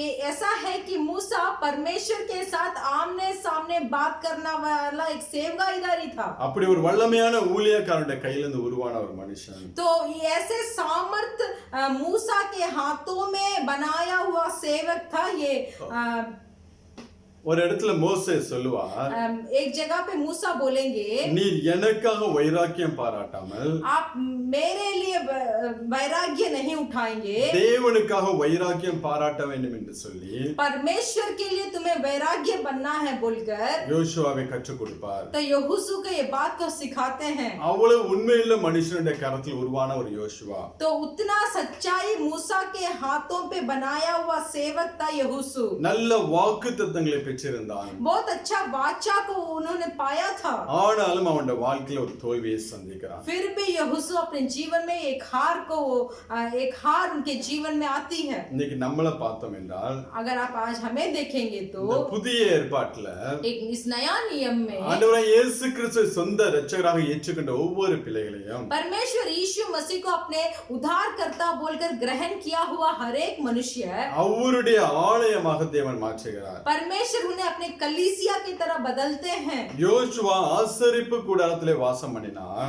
यहोशू तंबू में वास किया, ஆனால் இயேசு கிறிஸ்துவின் இரத்தத்தினாலே கழுவப்பட்டு फिर भी यीशु मसीह के लहू के द्वारा धोए गए हम தங்களுடைய பாவ மன்னிப்பின் நிச்சயத்தை பெற்றுக்கொண்டு पाप क्षमा का निश्चय को पाकर ஞானஸ்நானம் எடுக்கிற ஒவ்வொரு பிள்ளைகளையும் जो कोई बपतिस्मा लेता है ஆண்டவராகிய இயேசு கிறிஸ்து அவருடைய வாசஸ்தலமாக तो परमेश्वर यीशु मसीह उनके कलीसिया बनकर மாற்றுகிறவராக இருக்கிறார். उनको बनाते हैं. வாசிக்கலாம் 1 கொரிந்தியர் 3ஆம் அதிகாரம் आप पढ़ सकते हैं 1 कोरिन्थुस का पुस्तक उसका 3रा अध्याय 16வது वचனத்தை வாசிக்கலாம். उसका 16 अध्याय वचन को हम पढ़ेंगे. 1 कोरिन्थुस 3 उसका 16. क्या तुम नहीं जानते कि तुम परमेश्वर का मंदिर हो और परमेश्वर का आत्मा तुम में वास करता है. हालेलुया. हालेलुया. நீங்கள் தேவனுடைய ஆலயமாகவும் आपको परमेश्वर का मंदिर बोलकर தேவனுடைய ஆவி உங்களுக்குள்ளே வாசமாக இருக்கிறது. और परमेश्वर का आत्मा आपके अंदर वास करता है. அதாவது நம்மளை நடத்துகிறது, ऐसा है कि जो हमें अगुवाई करता நம்மை है, உருவாக்குகிறது जो हमें बनाता है, பரிசுத்த ஆவியானவர். वो पवित्र आत्मा है. யோசுவா மோசேயுடைய கரத்திலிருந்து உருவாக்கப்பட்டான். यहोशू मूसा के हाथों से बनाया गया था. இந்த புதிய ஏற்பாட்டுல फिर भी नया नियम में நீங்களும் நானும் आप और हम பரிசுத்த ஆவியினால உருவாக்கப்படுகிறோம். पवित्र आत्मा के द्वारा हम सृष्टि किए गए हैं. 1 யோவான் 2ஆம் அதிகாரம் 27வது வசனத்தை வாசிக்கலாம். 1 யோவான் 2:27. पहला यूहन्ना का पुस्तक उसका 2रा अध्याय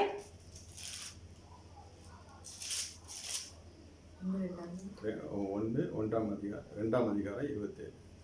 पहला यूहन्ना का पुस्तक उसका 2रा अध्याय का 27 वचन. परंतु तुम्हारा वह अभिषेक जो उसकी ओर से किया गया तुम में बना रहता है और तुम्हें इसका प्रयोजन नहीं कि कोई तुम्हें सिखाए, वरन जैसा वह अभिषेक जो उसकी ओर से किया गया है तुम्हें सब बातों सिखाता है और यह सच है और झूठ नहीं, और जैसा उसने तुम्हें सिखाया है वैसे ही तुम बने रहते हो. हालेलुया. உங்களுக்குள்ள இருக்கக்கூடிய பரிசுத்த ஆவியானவர் आपके अंदर जो पवित्र आत्मा वास करते हैं சகலத்தையும் குறித்து உங்களுக்கு போதிக்கிறார். सब बातों को आपको सिखाते हैं. அவர் எல்லாவற்றையும் உங்களை உருவாக்குகிறவராக இருக்கிறார்.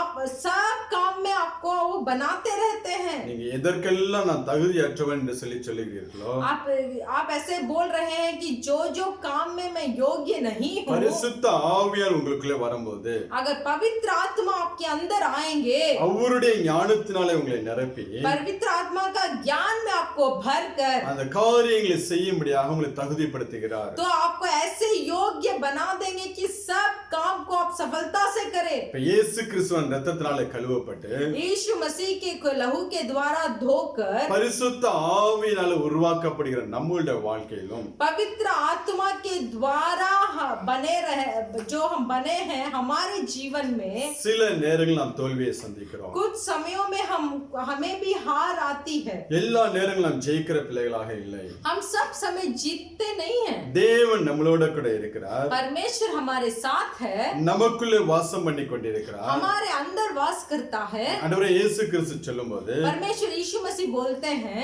நீங்கள் என்னை காட்டிலும் பெரிய காரியங்களை செய்வீர்கள் என்று சொல்லி சொன்னார். परमेश्वर यीशु मसीह बोलते हैं कि आप मेरे से भी बहुत बड़ा काम करेंगे. அவர் இந்த பூமியில என்னென்ன கிரியைகளை நடப்பித்தாரோ परमेश्वर यीशु मसीह इस पृथ्वी पर जो काम को किए அதை காட்டிலும் அதிகமான கிரியைகளை நடப்பிப்போம் என்று சொல்லி तो उससे भी ज्यादा काम हम करेंगे बोलकर நமக்கு வாக்குத்தத்தங்களையும் கொடுத்திருக்கிறார். हमें वाचा दिया है. ஆனாலும் फिर भी சில நேரங்களில் நாம் தோல்வியை சந்திக்கிறோம். कुछ समय ऐसा होता है कि हम हार जाते हैं. அது ஏன் என்று சொல்லி நாம் தியானிக்க போகிறோம். तो वो हार क्यों बोलकर इस दिन हम ध्यान करेंगे. வாசிக்கலாம் யோசுவாவின் புத்தகத்தை 7ஆம் அதிகாரம் हम पढ़ेंगे फिर से यहोशू के पुस्तक का 7वां अध्याय 6வது வசனத்தை வாசிக்கலாம். उसका 6वें वचन को हम पढ़ेंगे।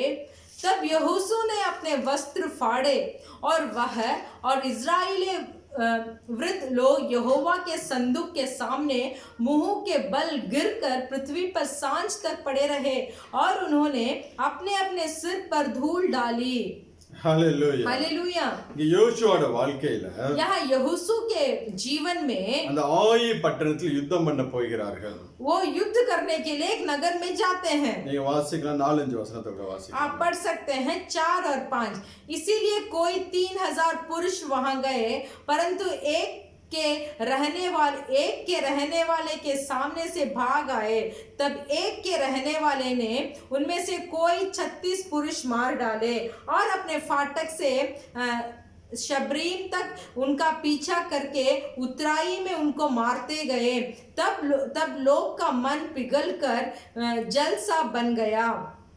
இங்கே அந்த யுத்தம் செய்யும் போகும்போது यहाँ जब वो युद्ध करने के लिए जाते हैं, அங்க இஸ்ரவேலர் ஜனங்கள் முறிந்து ஓடுகிறார்கள். वहाँ इजराइल के लोग वो पीछे हटकर वो दौड़ रहे हैं। 36 பேர் மரித்து போகிறார்கள். 36 लोग मर गए हैं। இதை கேள்விப்பட்ட யோசுவா इसके बारे में यहोशू ने सुना, தேவ சமூகத்தில் போய் விழுந்து கதறுகிறார். परमेश्वर के सम्मुख में जाकर घिर कर रो पड़ते हैं। வஸ்திரங்களை கிழித்துக் கொண்டு अपने वस्त्र को फाड़ कर, தன் மேலே சாம்பலை போட்டுக்கொண்டு अपने ऊपर धूल को लेकर அந்த தேவ சமூகத்தில் விழுந்து கிடக்கிறார். वहाँ परमेश्वर के सम्मुख में वो घिर पड़ते हैं।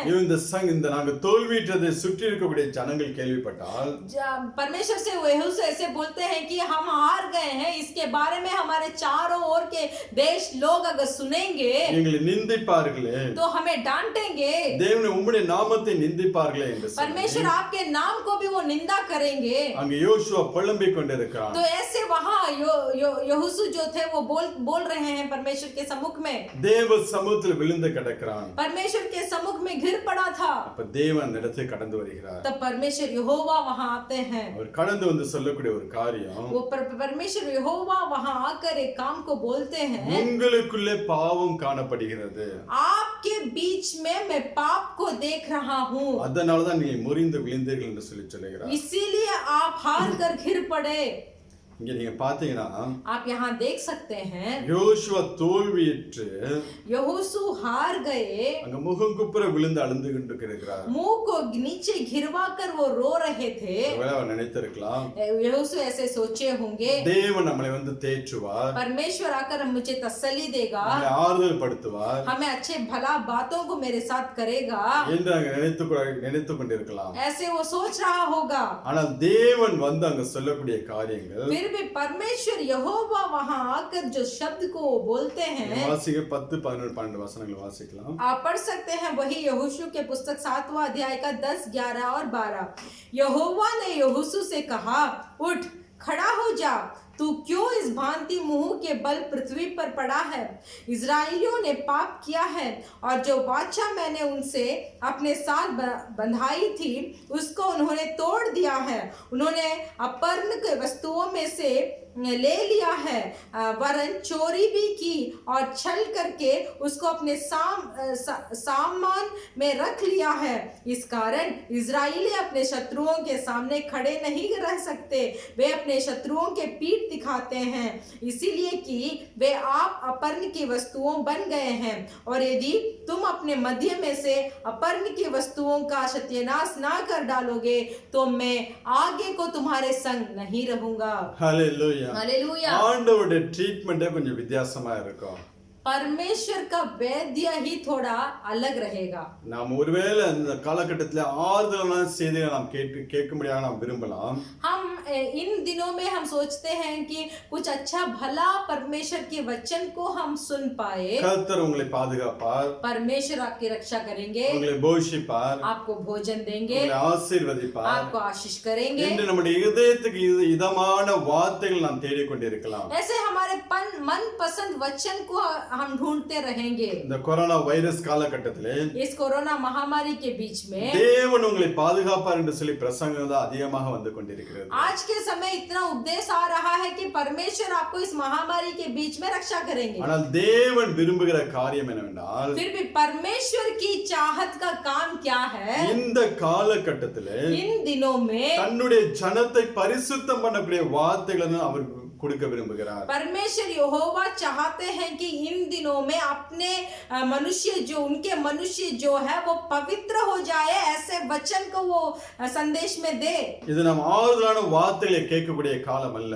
ये हमें तसल्ली देने वाले वचन को सुनने का समय नहीं है। நம்முடைய பாவங்களை கண்டித்து உணர்த்தும்படியான हमारे पाप के बारे में डांट कर सिखाने वाले, நம்மை சுத்திகரிக்கும்படியான பரிசுத்தப்படுத்தும்படியான हमें पवित्र बनाने वाली வசனங்கள் தான் இந்த நாளில் நமக்கு அதிகமாக தேவை. तो इन तरीके के जो हमें पाप के बारे में हमें समझ देकर डांट कर सिखाने वाले वचन को ही इन दिनों में हमें सुनना चाहिए। தேவன் நம்மை பாதுகாக்கிறவர் தான். परमेश्वर जरूर हमारा रक्षा ஆனால் करेंगे। நமக்குள்ள பரிசுத்தம் இல்லை என்றால், अगर हमारे अंदर पवित्रता नहीं है तो நான் உங்களோட கூட இருக்க மாட்டேன் என்று சொல்லுகிறார். तो परमेश्वर यहोवा बोलते हैं कि अगर तुम्हारे अंदर पवित्रता नहीं है तो मैं तेरे संग नहीं रहूंगा। உன் வாழ்க்கையில தோல்வி நீ சந்திக்கும் போது, अगर तेरे जीवन में जब तू हार को मानता है நீ கொஞ்சம் உன்னை நிதானித்து பார்த்துக் கொள்ள வேண்டும். तो थोड़ा अपने आप को जांच कर देख। நீங்க யோவான் 15 அதிகாரம்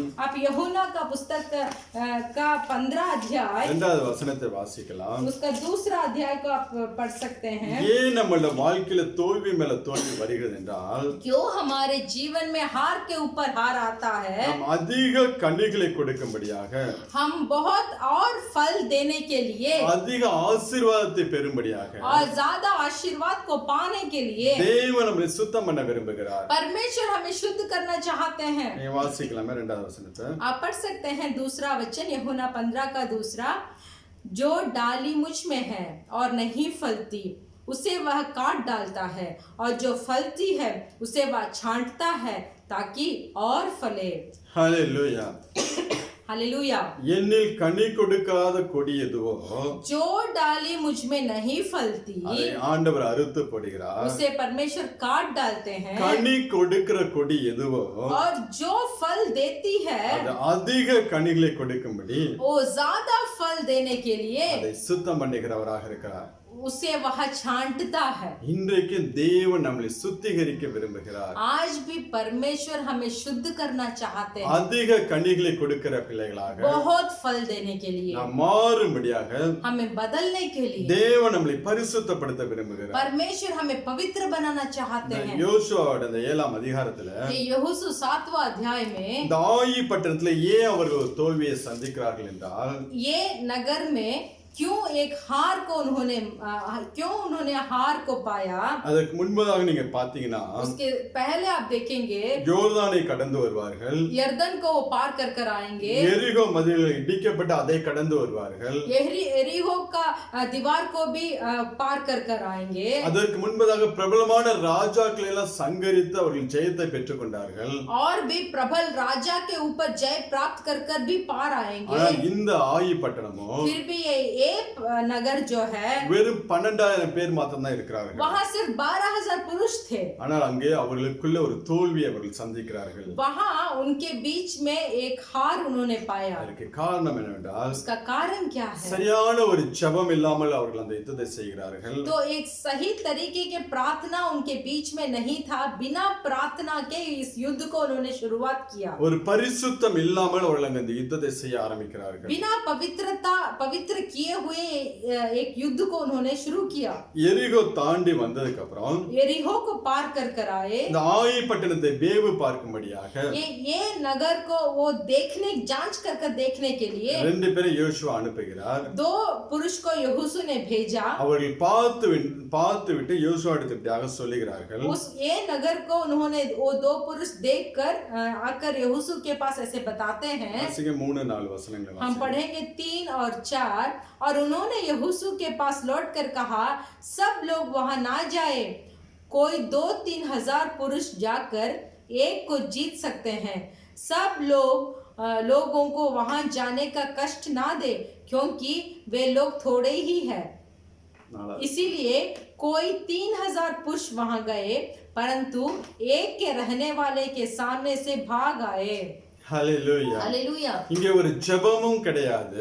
यहाँ एक प्रार्थना नहीं था, ஜனங்களை சுத்திகரிக்கவும் இல்லை. पर उस पुरुष लोगों को उन्होंने शुद्ध भी नहीं நீங்க किया। 7ஆம் அதிகாரம் முதலாவது வசனத்தை வாசிச்சீங்கன்னா आप 7वां अध्याय का पहला वचन अगर पढ़ेंगे, परंतु इजराइलियों ने अपर्ण के वस्तु के विषय में विश्वासघात किया, अर्थात यहूदा गोत्र का आगान जो जेरह वंशी जब्दी का पोता और कम्मी का पुत्र था, उसने अपर्ण के वस्तुओं में से कुछ ले लिया।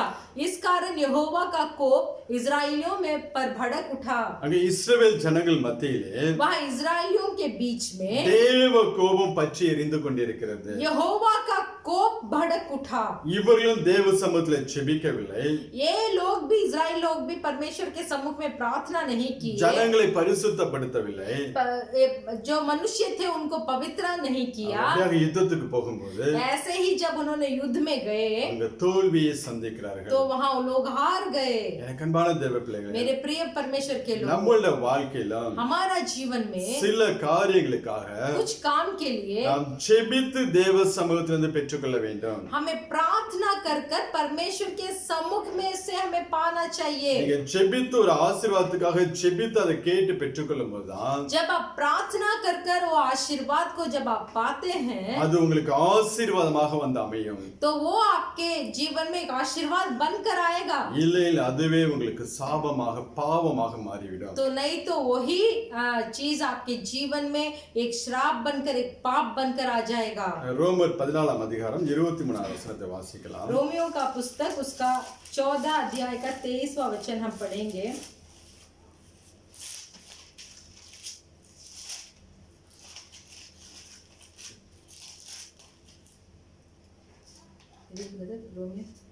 ரோமர் 14:23 14 का 23 हम पढ़ेंगे। परंतु जो संदेह कर के खाता है वह दंड के योग्य ठहर चुका, क्योंकि वह विश्वास से नहीं खाता, और जो कुछ विश्वास से नहीं वह पाप है। விசுவாசத்தினால வராத யாவும் जो कुछ विश्वास के द्वारा नहीं आई, பாவம் என்று சொல்லி அப்போஸ்தலன் பவுல் तो சொல்கிறார். प्रेरित पौलुस बताते हैं कि वो पाप है। அதான் நாம் ஜெபித்து ऐसा है कि हमें प्रार्थना करके ஆண்டவருடைய ஆலோசனையை கேட்டு परमेश्वर के बुद्धि को हम समझकर அந்த ஆசீர்வாதத்தை அடையும் போது जब उस आशीर्वाद को हम पाते हैं, அது நமக்கு ஆசீர்வாதமாய் இருக்கும். तब वही चीज हमें आशीर्वाद बनेगा। ஜெபிக்காம எந்த ஒரு ஆசீர்வாதம் வேண்டும் என்று விரும்பினாலோ हम बिना प्रार्थना किए हुए कुछ आशीर्वाद मुझे चाहिए ऐसे हम बोलेंगे तो, இல்ல அந்த ஆசீர்வாதம் உங்களோட வாழ்க்கையில கடந்து வந்தாலோ नहीं तो वो आशीर्वाद आपके जीवन में आएगी भी तो பாவமாக தான் மாறும். वो पाप ही होगा। ஒருவேளை உங்களை பாவத்திலே தள்ளக்கூடியதாக இருக்கும். आपको पाप में धकेलने वाला भी होगा। அதுதான் இங்க இந்த ஜனங்களுக்கு நடந்துச்சு. तो यही चीज इस इजराइलो मनुष्यों को भी हुआ। அந்த யுத்தத்தை எப்படி செய்ய வேண்டும், उस युद्ध को कैसे करना है, அதை குறித்து தேவனிடத்தில் ஒன்றும் விசாரிக்கவில்லை. वो युद्ध के बारे में परमेश्वर से कोई भी पूछताछ नहीं किया। அதுக்கு முன்பதாக நீங்க யோர்தான் அனுபவத்தை நீங்க பாத்தீங்கன்னா, उसके पहले अगर यरदन के अनुभव को आप देखेंगे, யோர்தான் 3ஆம் அதிகாரம், யோசுவா 3ஆம் அதிகாரம் यहोशू के पुस्तक उसका 3रा अध्याय 5வது வசனத்தை வாசிக்கலாம். उसका 5वां वचन को हम पढ़ेंगे। फिर यहोशू ने प्रजा के लोगों से कहा, तुम अपने आप को पवित्र करो, क्योंकि कल के दिन यहोवा तुम्हारे मध्य में आश्चर्य कर्म करेगा। ஹalleluya. हालेलुया। உங்களை பரிசுத்தம் பண்ணிக்கொள்ளுங்கள், अपने आप को पवित्र करो, கர்த்தர் நாளைக்கு உங்கள் நடுவில் அற்புதங்களை செய்வார்கள் என்று சொல்லி यहोवा कल आपके बीच में आश्चर्य कर्म करेंगे। 6வது வசனத்துல और भी 6वें वचन में, तब यहोशू ने याजकों से कहा, वाचा का संदूक उठाकर प्रजा के आगे आगे चलो। तब वे वाचा का संदूक उठाकर आगे आगे चले।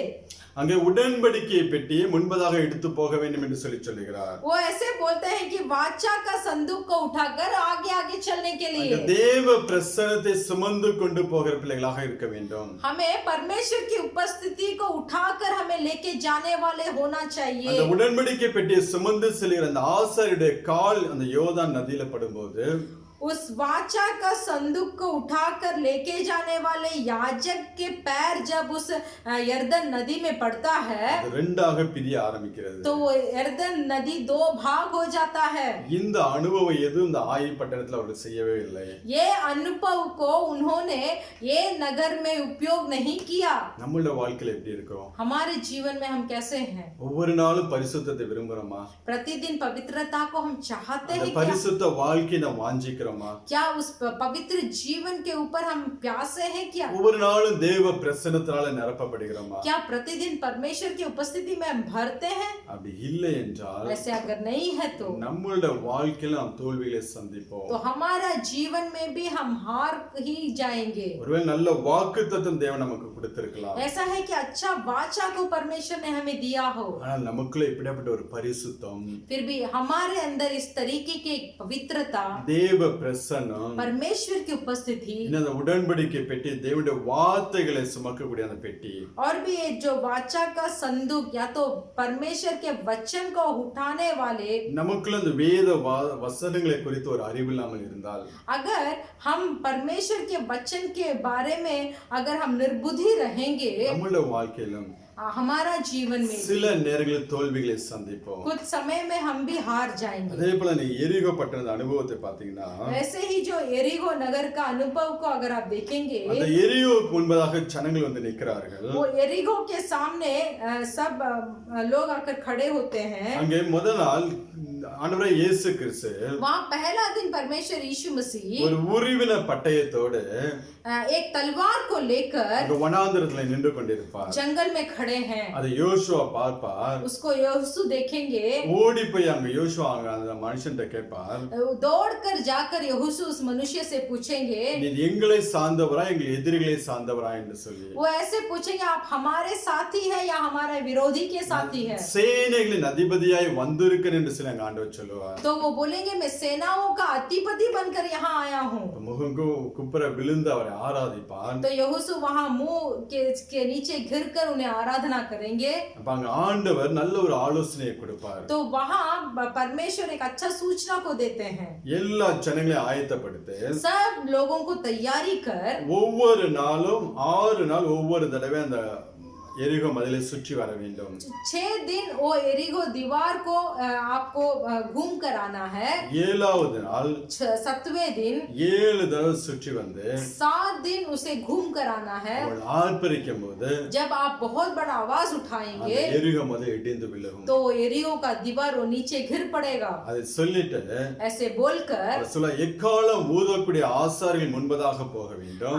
नरसिंगे फूकने वाले याजक आपके सामने जाना है. கர்த்தருடைய உடன்படிக்கை அடுத்ததாக போக வேண்டும். परमेश्वर का वाचा का संदूक उसके बाद जाना है. அதற்கு பின்பதாக ஜனங்கள் போக வேண்டும். उसके पीछे सब लोगों को जाना है. அப்படி போகும்போது वैसे जाते समय அந்த எரிகோ மதில் இடிந்தவுடன் நீங்கள் முன்னேறி செல்வீர்கள் என்று சொல்லுகிறார். तो ऐसे बोलते हैं कि ऐसे जाते समय वो एरिहो का दीवार नीचे गिर पड़ेगा और आप लोग उसको पार कर कर जाएंगे. ஆனால் இங்கே இந்த ஆயி பட்டணத்தில் பாத்தீங்கன்னா, अगर आप देखेंगे कि ये नगर में அவர்கள் அந்த யுத்தத்துக்கு போகும்போது वो लोग जब उस युद्ध को जाते हैं உடன்படிக்கை பெட்டி எடுத்துக்கொண்டு போக மாட்டார்கள். वाचा का संदूक को वो लेके नहीं जाएंगे. அங்க தேவ பிரசன்னத்தை சுமந்து சில ஆசாரிகளை கொண்டு போக மாட்டார்கள். परमेश्वर की उपस्थिति को लेके जाने वाले याजकों को वहां नहीं लेके जाएंगे. 3000 பேர் புருஷர்கள் கடந்து போய் वो 3000 पुरुष वहां जाकर அங்க யுத்தம் செய்யும்போது जब वहां युद्ध करते हैं தோல்விகளை சந்திக்கிறார்கள். तो वो वहां हार जाते हैं. எனக்கு அன்பான தேவ பிள்ளைகளே, मेरे प्रिय परमेश्वर के இன்றைக்கு लोगों, தேவன் சொல்ல விரும்புகிறது,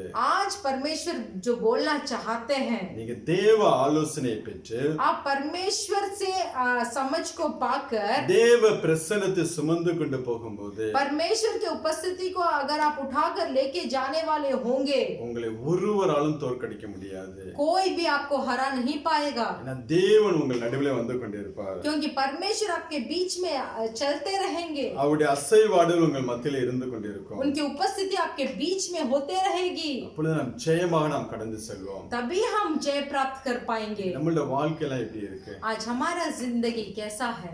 ஒருவேளை நம்மளோட வாழ்க்கையில ऐसा हमारे जिंदगी में நாம் தோல்விகளே சந்தித்துக் கொண்டிருக்கிறோம் என்றால், सिर्फ हम हार को ही देखते आ रहे हैं. நாம் போய் தேவ சமூகத்தில் விழுந்து அழுவதை காட்டிலும் जाकर परमेश्वर के सम्मुख में बैठकर रोने से काफी है, அழுது ஜெபிப்பதை காட்டிலும் रोकर प्रार्थना करने से काफी है।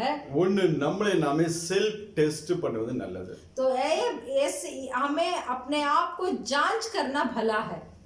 ஒரு சில பிரச்சனை நம்ம வாழ்க்கையில நெடுநாளா இருந்து கொண்டிருக்கிறதா, कुछ परेशानी हमारे जिंदगी में बहुत दिन तक है तो அது விசுவாசத்தினால போகாது, वो विश्वास के द्वारा नहीं जाएगा, அது கீழ்ப்படிதனால தான் போகும். वो सिर्फ आज्ञा पालन करने से ही हमारे जिंदगी से बाहर जाएगा। உங்களுக்கு மலை பெயர்க்கத்தக்க விசுவாசம் இருந்தால் கூட, आपको पर्वत को उखाड़ने का विश्वास होगा भी तो தேவனிடத்தில் நீங்க எந்த காரியத்துக்கு கீழ்ப்படிய வேண்டும், परमेश्वर के कौन सी बात में आपको आज्ञा पालन करना है, எந்த பாவத்தை விட்டு நீங்க வெளியே வர வேண்டும் என்று சொல்லி कौन सा पाप को छोड़कर बाहर आना है बोलकर தேவன் சொல்லுகிறாரோ, जो परमेश्वर आपको बताते அதை हैं, விட்டு வெளியே வந்தாதான் उसको छोड़कर अगर आप बाहर आएंगे உங்களால அந்த பிரச்சனையை ஜெயிக்க முடியும். तभी उस सारे परेशानी के ऊपर आप जय प्राप्त कर पाएंगे। விசுவாசத்துல எல்லாம் கூடுந்தான், विश्वास में तो सब संभव है, ஆனால் கீழ்ப்படிதல் அதை காட்டிலும் முக்கியம். उससे भी प्रधान है आज्ञा पालन करना। கீழ்ப்படிதல் இல்லாட்டா அந்த பிரச்சனை மாறவே மாறாது. अगर आज्ञा पालन हमारी जिंदगी में नहीं होगा तो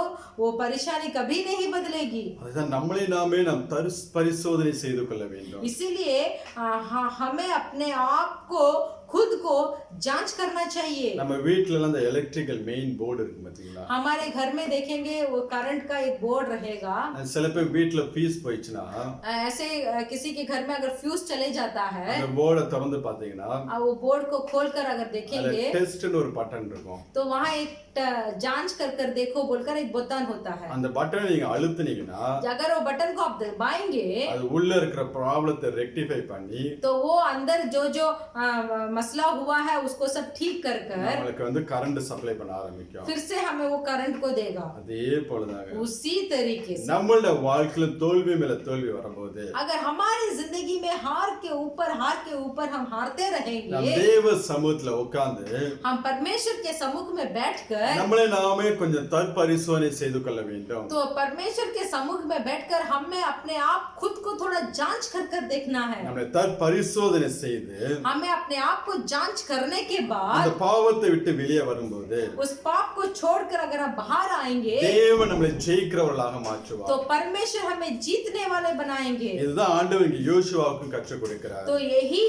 यहाँ यहोशू को परमेश्वर यहोवा सिखाते हैं। இங்க கர்த்தர் சொன்னா உன் ஜனங்களுக்குள்ள பாவம் செய்திருக்கிறார்கள், यहाँ परमेश्वर यहोशू से बताते हैं कि तेरे मनुष्य ने पाप किए हैं, சாபத்தீடானதை எடுத்துக்கொண்டார்கள் என்று சொல்லுகிறார். जो शपथ है वो श्राप के चीज को उन्होंने चुराया है சொல்லிவிட்டு बोलकर நீ அவர்களை நாளைய தினத்திலே तू उनको कल के दिन கொண்டு வந்து நிறுத்து, लेकर आकर खड़ा कर, எந்த மனுஷனை நான் குறிக்கிறேனோ जो मनुष्य को मैं बताऊंगा அவன் சுட்டெரித்து போடப்பட வேண்டும் என்று சொல்லுகிறார். उसे जलाकर मार डालो। அதனால அங்க ஆண்டவரை பாத்தீங்கன்னா फिर भी वहाँ परमेश्वर को देखिए, யாரு பாவம் செஞ்சா ஆண்டவருக்கு தெரியும், कौन पाप किया बोलकर परमेश्वर को मालूम है। ஆனா அவனை உடனே ஆண்டவர் சொல்லாமல் फिर भी परमेश्वर उसे तुरंत वो पापी को नहीं हाथ दिखाए, அவர் சொல்லுவார் கோத்திரம் கோத்திரமாக நீங்கள் வர வேண்டும் என்று. तो ऐसे बोलेंगे गोत्र गोत्र कर तुम लोग आना चाहिए। நீங்க வாசிங்க யோசுவா 7ஆம் அதிகாரம் 13-14 வசனங்கள் வாசிங்க. आप पढ़ सकते हैं यहोशू के 7वां अध्याय का 13 और 14। उठ प्रजा के लोगों को पवित्र कर, उनसे कह सवेरे तक अपने अपने को पवित्र कर रखो, क्योंकि इज़राइल का परमेश्वर यहोवा यह कहता है, हे इज़राइल तेरे मध्य में अपर्ण का वस्तु है, इसीलिए जब तक तू अपर्ण का वस्तु को अपने मध्य में से दूर ना करे तब तक तू अपने शत्रुओं के सामने खड़ा ना रहेगा। इसीलिए सवेरे को तुम गोत्र गोत्र के अनुसार समीप खड़े किए जाओगे, और जिस गोत्र को यहोवा पकड़े वह एक एक कुल करके पास आए, और जिस कुल को यहोवा पकड़े वह घराना घराना करके पास आए। फिर जिस घराने को यहोवा पकड़े वह एक एक पुरुष कर पास आए।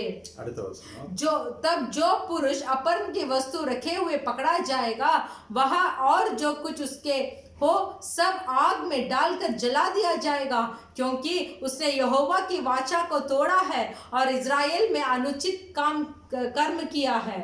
ஹalleluya हालेलुया। தேவங்க நம்ம தற்பரிசோதனை எப்படி செய்ய வேண்டும் என்பதற்காக परमेश्वर यहाँ हम अपने आप को कैसे जांच करेंगे ऐसे बोलने देखने के लिए, அவர் அதை காண்பித்து கொடுக்க முடியாத இப்படி சொல்லுகிறார். तो उसको दिखाने के लिए परमेश्वर ऐसे बोलते हैं, கோத்திரம் கோத்திரமாக வர சொல்லு, गोत्र गोत्र कर कर आने के लिए बोल। அதுல நான் குறிக்கிறவர்கள் வம்சமாக வர வேண்டும். तो उसके गोत्र जो गोत्र आने के बाद और किसको चुनूंगा वो कुल कुल कर कर पास आना चाहिए। அதிலிருந்து நான் குறிக்கிறவங்க அந்த குடும்பம் மாத்திரம் தனியாக வர फिर வேண்டும். उस कुल में जिसको यहोवा पकड़ेगा वो घराने बनकर आना चाहिए। அந்த குடும்பத்துல நான் யாரை குறிக்கிறேன் அந்த மனிதன் மாத்திரம் தனியாக வர तो வேண்டும். उस घराने में यहोवा जिसको पकड़े वो एक पुरुष बनकर आना चाहिए। இப்ப நம்மளையும் நாம் ஒவ்வொரு நாளும் இப்படியாக தான் தற்பரிசோதனை பண்ணி பார்க்க வேண்டும்.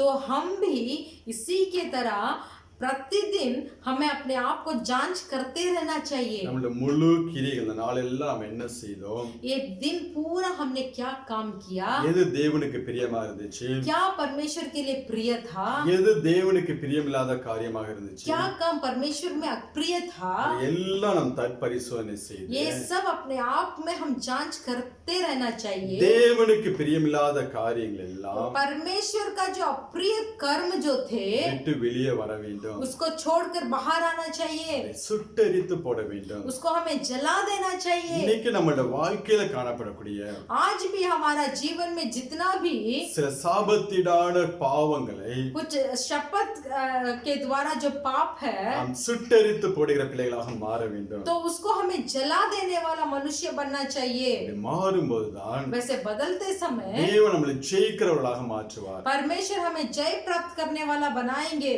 ஒவ்வொரு மாதமும் திருவிருந்து எடுப்பதற்கு முன்பதாக प्रति महीने प्रभु भोज लेने से पहले நாம் நம்மளை தற்பரிசோதனை செய்யும்படியாக हमें अपने आप को जांच करने के நாம் लिए சில வசனங்களை வாசிக்கிறோம். हम कुछ वचन को पढ़ते हैं। ஆனா நீங்க எந்த அளவுக்கு நீங்க உங்களை விட்டு கொடுத்து फिर भी आप जितना आप अपने आप को अगर आप उस वचन में छोड़ते हैं, உங்களை ஆராய்ந்து பார்த்து आप अपने आप को जांच कर कर देखते हैं, நீங்க சரியாகிறீங்கன்னு தெரியல, आप किस तरीके से ठीक हो रहे हैं बोलकर मुझे मालूम नहीं। வாசிக்கலாமா? 1 கொரிந்தியர் 11ஆம் அதிகாரம் हम पढ़ सकते हैं 1 कुरिन्थियों का पुस्तक उसका 11 अध्याय 28 वचனம். उसका 28वां वचन, इसीलिए मनुष्य अपने आप को जांच ले और इसी रीति से इस रोटी में से खाए और इस कटोरे में से पिए।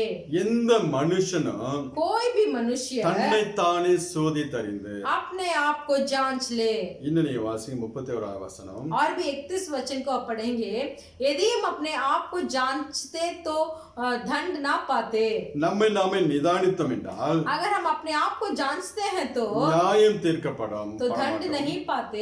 32ஆம் வசனத்துல उसका दूसरा अगला वचन, परंतु प्रभु हमें दंड देकर हमारी ताड़ना करता है, इसीलिए कि हम संसार के साथ दोषी ना ठहरे। நாம் உலகத்தோட ஆக்கினைக்கு தீர்க்காதபடிக்கு हम संसार के साथ दोषी ना ठहरे, கர்த்தராலே சிட்சிக்கப்படுகிறோம். इसीलिए प्रभु के द्वारा हमें ताड़ना मिलती है। இந்த தோல்வி என்பது ये हार का मतलब है உங்களுக்கு ஒரு சிட்சை தாங்க. அது आपके लिए एक ताड़ना है, உங்களை ஜெயிக்கிற பிள்ளையாய் மாற்றும்படியாக தான் आपको जय प्राप्त करने वाले मनुष्य बनाने के लिए தேவன் சில தோல்விகளை அனுமதிக்கிறார். परमेश्वर ही खुद एक हार को आपके जीवन में अनुमति देते हैं। அதான் யோவான் 15:2 நாம் வாசித்தோம். हम यही यूहन्ना 15 दूसरा वचन में पढ़े, கனி கொடுக்காத கொடியை வெட்டி போடுகிறார். जो जो डाली फल नहीं देती है उसको काट डालते हैं, ஆனா கனி கொடுக்கிற கொடி எதுவோ और फिर भी जो फल देती है அது மிகுந்த கனிகளை கொடுக்கும்படியாக சுத்தம் பண்ணுகிறார். और वो बहुत फल देने के लिए उसको छांटते हैं। நான் என்னுடைய வார்த்தையே உங்களை சுத்தமாக்க உடையது என்று சொல்லி சொல்றேன். என்னுடைய உபதேசமே உங்களை பரிசுத்தப்படுத்தும் என்று சொல்லி சொல்லுகிறார். क्योंकि यहाँ बोला गया है कि परमेश्वर के उपदेश ही हमें पवित्र बना सकती है। ஒவ்வொரு நாளும் நம்மளை நம்ம தற்பரிசோதனை செய்து கொள்ள வேண்டும். इसलिए प्रतिदिन हम अपने आप को जांच कर कर हमें देखना है। எதெல்லாம் தேவனுக்கு பிரியமில்லையோ जो कोई परमेश्वर का अप्रिय है எல்லாம் விட்டு வெளியே வர வேண்டும். उसको सब छोड़कर हमें बाहर आना चाहिए। அட்லீஸ்ட் வாரத்துக்கு ஒரு வாரத்துக்கு ஒரு பாவத்தை எடுத்து வச்சுக்கணும். ऐसा है कि एक हफ्ते में एक पाप को लीजिए, அதாவது within 1 week ऐसा है कि एक हफ्ते में or one month नहीं तो एक महीने में ஏதாவது சுபாவத்தையோ कुछ स्वभाव जो है, பாவத்தையோ कुछ पाप जो है விட நாம் ட்ரை பண்ணணும். छोड़ने के लिए हमें थोड़ा प्रयास उठाना है। எந்த பாவத்தை இப்போ கோபம் வருதுன்னு வச்சுங்களேன், होगा कि ऐसा सोचे कि कुछ क्रोध आ रहा है, ஆண்டவரே இந்த மாசம் முழுவதும் நான் கோபத்துக்காண்டி ஜெபிக்க போறேன். तो हमें परमेश्वर से बोलना चाहिए, ये परमेश्वर ये महीने पूरा मेरे क्रोध के लिए मैं प्रार्थना இந்த करूंगा। கோபத்தை என்னை விடுதலை ஆக்கணும்னு சொல்லி ஜெபித்தால் மாத்திரம் பத்தாது. ये सिर्फ ये काफी नहीं है कि इस क्रोध से मुझे छुटकारा दे बोलकर, தேவன் உங்களை அந்த ப்ராசஸ்க்குள்ள கொண்டு போவார். तो परमेश्वर एक प्रोसेस के अंदर आपको लेके, एक तरीके के अंदर आपको लेके जाएंगे।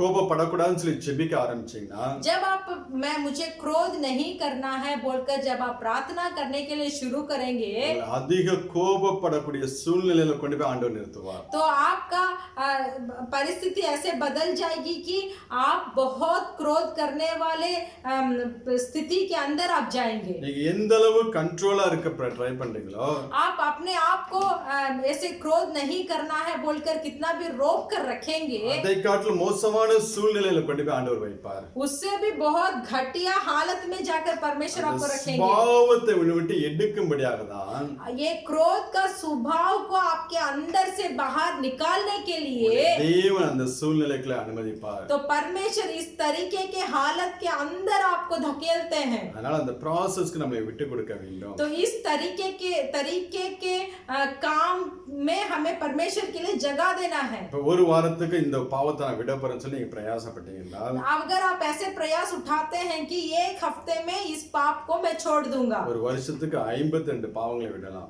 तो एक वर्ष में 52 पाप को आप छोड़ सकते हैं। இல்ல ஒரு மாசத்துக்கு ஒண்ணுன்னு வச்சீங்களேன், ऐसा है कि महीने में एक पाप है, ஒரு வருஷத்துக்கு 12 பெரிய பாவங்களை விட்டு வெளியே வரலாம். तो एक वर्ष में 12 बड़े-बड़े पाप को छोड़कर आप बाहर आ सकते हैं। 2-3 வருஷத்துல நம்ம பெரிய ஒரு பரிசுத்தவானாய் மாறி விடுவோம். तो एक ही वर्ष में हम बहुत बड़ा पवित्र मनुष्य बन सकते हैं।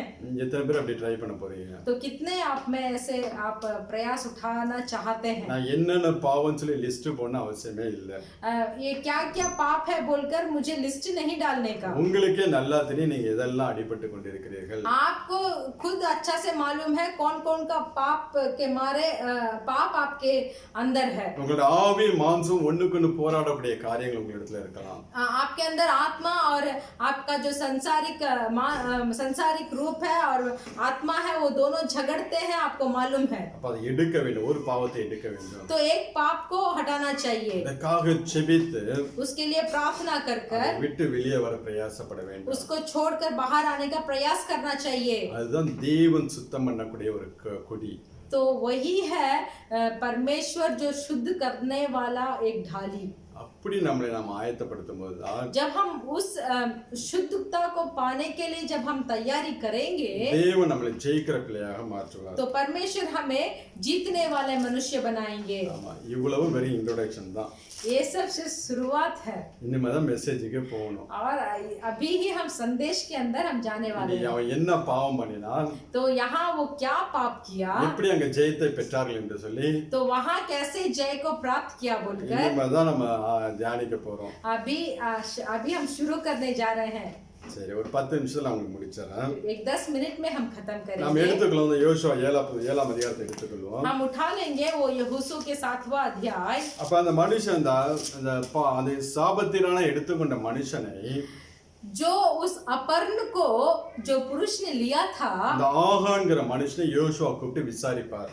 तो उस आहान बोलकर एक मनुष्य को यहोशू बुलाकर उनसे पूछताछ करते हैं। வாசிக்கலாம் 7:20-21 வாசிக்கலாம். हम पढ़ेंगे यहोशू 7 का 20 और 21। आहान ने यहोशू को उत्तर दिया, सचमुच मैंने इज़राइल के परमेश्वर यहोवा के विरुद्ध पाप किया है, और इस प्रकार मैंने किया है कि जब मुझे लूट में सिनार देश का एक सुंदर ओढ़ना और 200 शेकल चांदी और 50 शेकल सोने की एक ईंट देख पड़ी, तब मैंने उनका लालच करके उन्हें रख लिया। वे मेरे डेरे के भीतर भूमि में गड़े हैं और सबके नीचे चांदी है।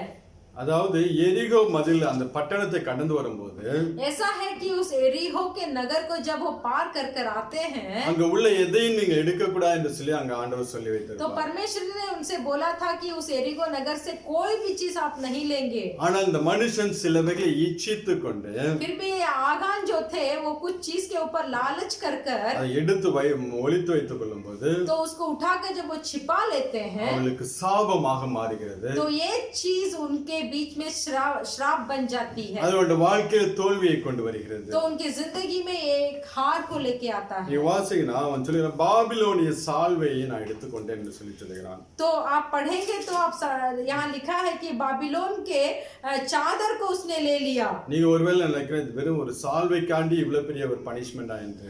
आप ऐसे सोच सकते हैं कि एक चादर के लिए इतना बड़ा दंड मिलना है क्या? அங்க தேவன் சொல்வார், यहाँ परमेश्वर बोलेंगे 40 வருஷம் வனாந்தரத்துல உங்களை நடத்தி கொண்டு வந்தேன். 40 वर्ष मैंने जंगल में आपको अगुवाई कर कर लेके आया। உங்கள் வஸ்திரம் பழமையாய் போகவில்லை. आपके वस्त्र पुराने नहीं हुए। உங்கள் காலணிகள் அது பிரிந்து போகவும் இல்லை. आपके जूते जो थे वो भी पुराने नहीं हुए।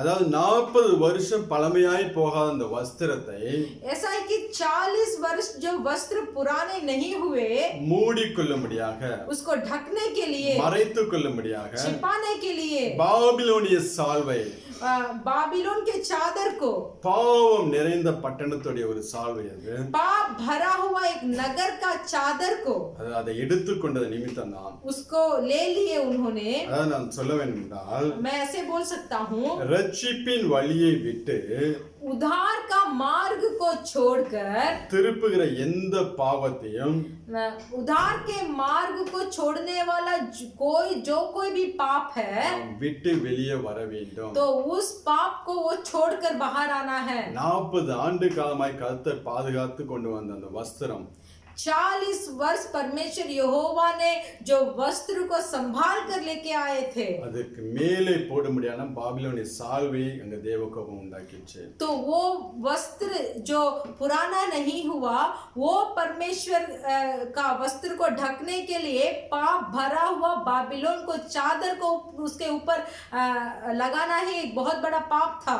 இன்னைக்கு உங்களை ரட்சிப்பை கரைப்படுத்தக்கூடிய आज भी आपके उद्धार को दोषी ठहराने वाले, உங்களை பரிசுத்த குலைச்சலாக்கக்கூடிய नहीं तो आपके पाप को अपवित्र, आपको पवित्रता को अपवित्र करने वाला எந்த காரியமாக இருந்தாலும் जो कोई काम हो அது உங்களோட வாழ்க்கையில தோல்வியை கொண்டு வரும். वो आपके जिंदगी में हार को लेके आएगा।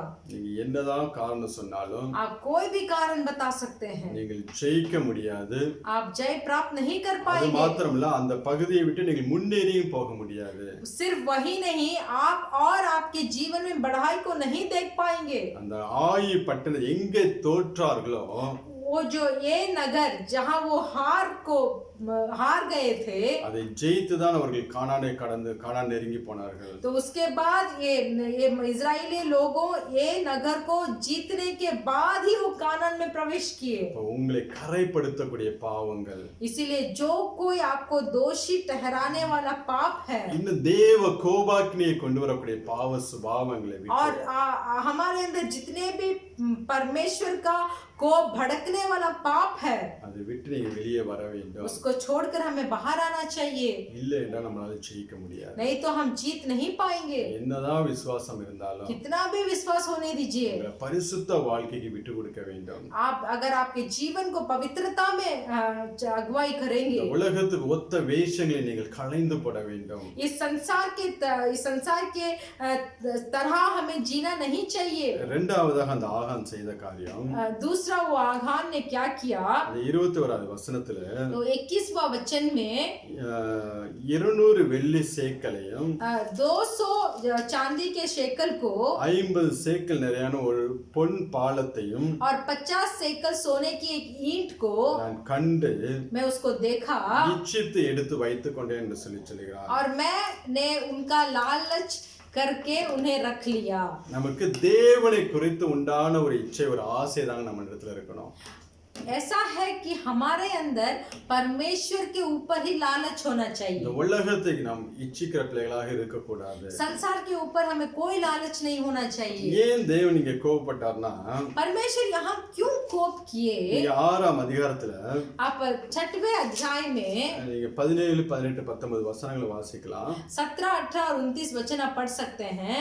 और नगर और जो कुछ उसमें है, அதாவது அந்த எரிகோ பட்டணத்திலிருந்து யோர்தான் கடந்து எரிகோ பட்டணத்தை கடந்து அந்த ஆயி பட்டணத்துக்கு வருகிறார்கள். ऐसा है कि यरदन को पार कर कर यरीहो के नगर को पार कर कर ही ये नगर को लोग ने आया। இந்த எரிகோ பட்டணத்தில் இருக்கிற யாவும் इस यरीहो नगर में जो कुछ था ஆசி और नगर और जो कुछ उसमें है यहोवा के लिए अपर्ण की वस्तु ठहरेगी। केवल राहाब वेश्या और जितने उसके घर में हो वे जीवित छोड़ जाएंगे, क्योंकि उसने हमारे भेजे हुए दूतों को छिपा रखा था। और तुम अपर्ण की हुई वस्तुओं से सावधानी से अपने आप को अलग रखो, ऐसा ना हो कि अपर्ण की वस्तु ठहराकर बाद में उसी अपर्ण के वस्तु में से कुछ ले लो और इस प्रकार इजरायली छावनी को भ्रष्ट करके उसे कष्ट में डाल दो। सब चांदी सोना और जो पात्र पीतल और लोहे के हैं वे यहोवा के लिए पवित्र है और उसी के भंडार में रखे जाए। இங்க ஆண்டவர் அழகாக சொல்லுவார், यह परमेश्वर बहुत सुंदर से बताते இந்த हैं பட்டணத்தில் இருக்கிற எல்லா சாபத்தீடான காரியங்கள், ये नगर में जितने भी अपर्ण वस्तुएं हैं, இங்க இருக்கக்கூடிய வெள்ளி பொன்னு, यहाँ जो चांदी और सोना है இரும்பினால் செய்யப்பட்ட பாத்திரங்கள், और पीतल के पात्र जो है, இது கர்த்தருடைய பொக்கிஷத்தில் வைக்க வேண்டியவைகள். ये यहोवा के लिए पवित्र है और उसी को यहोवा के भंडार में रखना चाहिए। கர்த்தருக்குரியதை இச்சித்து இவன் வைத்துக் கொண்டான். तो परमेश्वर यहोवा को जो चीज परमेश्वर यहोवा का है उस चीज के ऊपर ये आघन लालच कर कर उसको उठाकर रख लिया। கர்த்தருக்கு கொடுக்க வேண்டியதை जो हमें परमेश्वर को देना है கர்த்தருக்கு கொடுக்காமல் परमेश्वर को नहीं देंगे, இவன் இச்சித்து வைத்துக் கொண்டது நிமித்தம் तो ये उसके ऊपर लालचा कर कर अपने आप जो छिपा कर रखे था, இங்க தேவ கோபாக்கினை எழும்புகிறது. तो इसीलिए वहां परमेश्वर का कोप भड़क उठा। இன்னைக்கு நம்மளோட வாழ்க்கை எப்படி இருக்கு? आज हमारा जीवन कैसा है? ஆண்டவராய் இயேசு கிறிஸ்து சொல்லும்போது परमेश्वर यीशु मसीह बताते हैं, வரி செலுத்தணுமான அவர்கிட்ட கேட்பாங்க.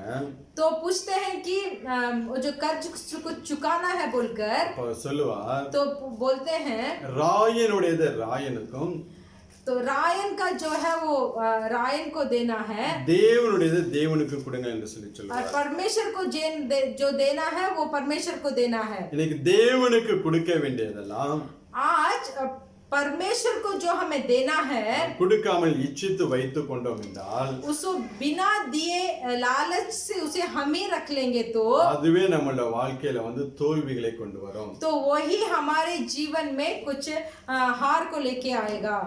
சொல்ல வேண்டும் என்றால் बोल सकते हैं तो தசம பாகத்தை குறித்து வேதம் சொல்லுகிறது. दशांश के बारे में हमारा पवित्र बाइबल बताता है, அது தேவனுடைய ஆலயத்துல பண்டக சாலையில வர வேண்டிய ஒரு பொருள். वो परमेश्वर के भंडार में आने वाला एक चीज है। நமக்கு தேவன் ஆசீர்வாதத்தை கொடுக்கக்கூடிய எல்லாவற்றிலும் परमेश्वर जो चीज हमें आशीर्वाद कर कर देते हैं, தசம பாகம் கொடுக்கிற பிள்ளைகளாக இருக்க வேண்டும். तो हमें दशांश उसमें से देना चाहिए। நாம் அதை வைத்துக்கொண்டு हम उसको अपने पास ही रखकर, ஒருவேளை நம்முடைய தேவைகள் அதிகமாக இருக்கும், अगर हमारी जरूरतें बहुत ज्यादा है, அதிக பிரச்சனைகள் இருக்கும், बहुत परेशानी है, அதன் நிமித்தம் அந்த காணிக்கையை நாம் கொடுக்காமல் வைத்துக் கொண்டோம் என்றால் उसके निमित्त अगर हम उस दशांश को नहीं देंगे तो அதுவே நமக்கு சாபத்தீடாக மாறும். तो वही हमारे लिए एक श्राप बन सकता है। தேவனுக்கு கொடுக்க வேண்டியது தேவனுக்கு கொடுக்க வேண்டும். परमेश्वर को जो देना है उसे हमें परमेश्वर को देना है। வாசிங்க மல்கியா 3ஆம் அதிகாரம் आप पढ़ सकते हैं मलाकी 3 अध्याय 8 முதல் 10 வரை உள்ள வசனங்கள். 8 से लेकर 10 तक हम पढ़ेंगे।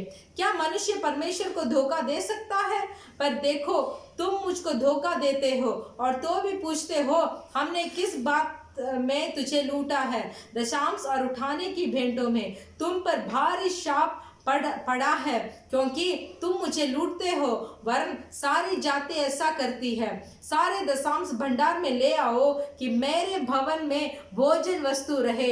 और सेनाओं का यहोवा यह कहता है कि ऐसा करके मुझे परखो कि मैं आकाश के झरोखे तुम्हारे लिए खोल कर तुम्हारे ऊपर अपरंपार आशीष की वर्षा करता ही करता हूँ कि नहीं। 10 வருஷம் இங்க தேவன் சொல்லக்கூடியது या परमेश्वर बोलते हैं தசம பாகத்துல என்னை நீங்கள் வஞ்சிக்கிறீர்கள் என்று சொல்லுகிறார்கள். इस दशांश में आप मुझे धोखा देते हो, அதனால் நீங்க சபிக்கப்பட்டவர்கள் என்று சொல்லுகிறார். इसीलिए तुम श्रापित हो। ரெண்டு விதமான தசம பாகம் இருக்கிறது. दो तरीके के दशांश है। ஒன்னு தேவன் நமக்கு கொடுக்கிற ஆசீர்வாதத்துல நமக்கு ஒரு 10 பங்கு கொடுக்கிறது.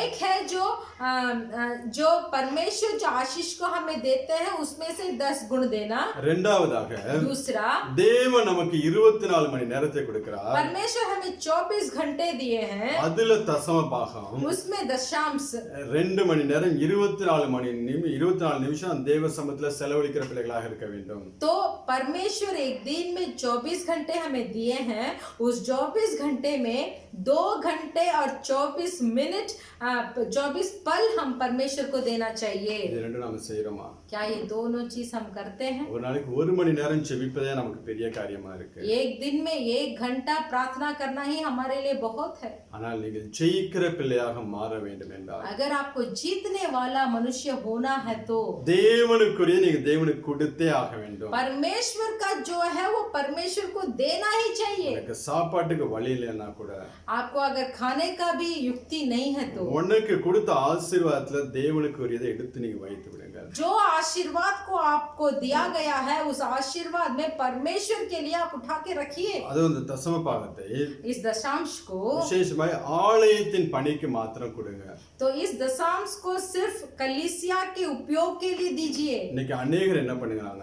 आज बहुत क्या करते हैं, தசம பாகம் எடுத்து ஏழைக்கு கொடுக்கறாங்க. दशांश को लेकर गरीब लोगों को देते हैं, யாருக்கா ஹாஸ்பிடல் ட்ரீட்மென்ட் கொடுக்கறாங்க, किसी अस्पताल के इलाज में देते हैं, ஆர்ஃபனேஜ் கொடுக்கறாங்க, और जो बच्चों जो होते हैं माँ बाप के बिना जो बच्चे हैं उनको देते हैं। அதெல்லாம் தேவன் விரும்ப மாட்டார். तो ये सब चीज को परमेश्वर नहीं चाहते हैं। தேவனுடைய ஆலயத்துல ஆகாரம் உண்டாயிருக்கும்படியாக परमेश्वर के भवन में भोजन वस्तु रहने के लिए ஆசாரியர்கள் போஷிக்கப்படும்படியாக याजक लोग भोजन खाने के लिए நீங்க அந்த ஆலயத்துல கொண்டு வந்து கொடுக்க வேண்டும். तो ये सब दशांश को आप कलीसिया में लेके आकर दीजिए। ஒருவேளை உங்களுடைய சொந்த ஊர்ல இருக்கக்கூடிய சபைகள் अगर आपके खुद के गांव में जो कलीसिया है ஒரு ஏழை சபையாக சின்ன சபையாக இருந்தா அதுக்கு நீங்க கொடுங்க.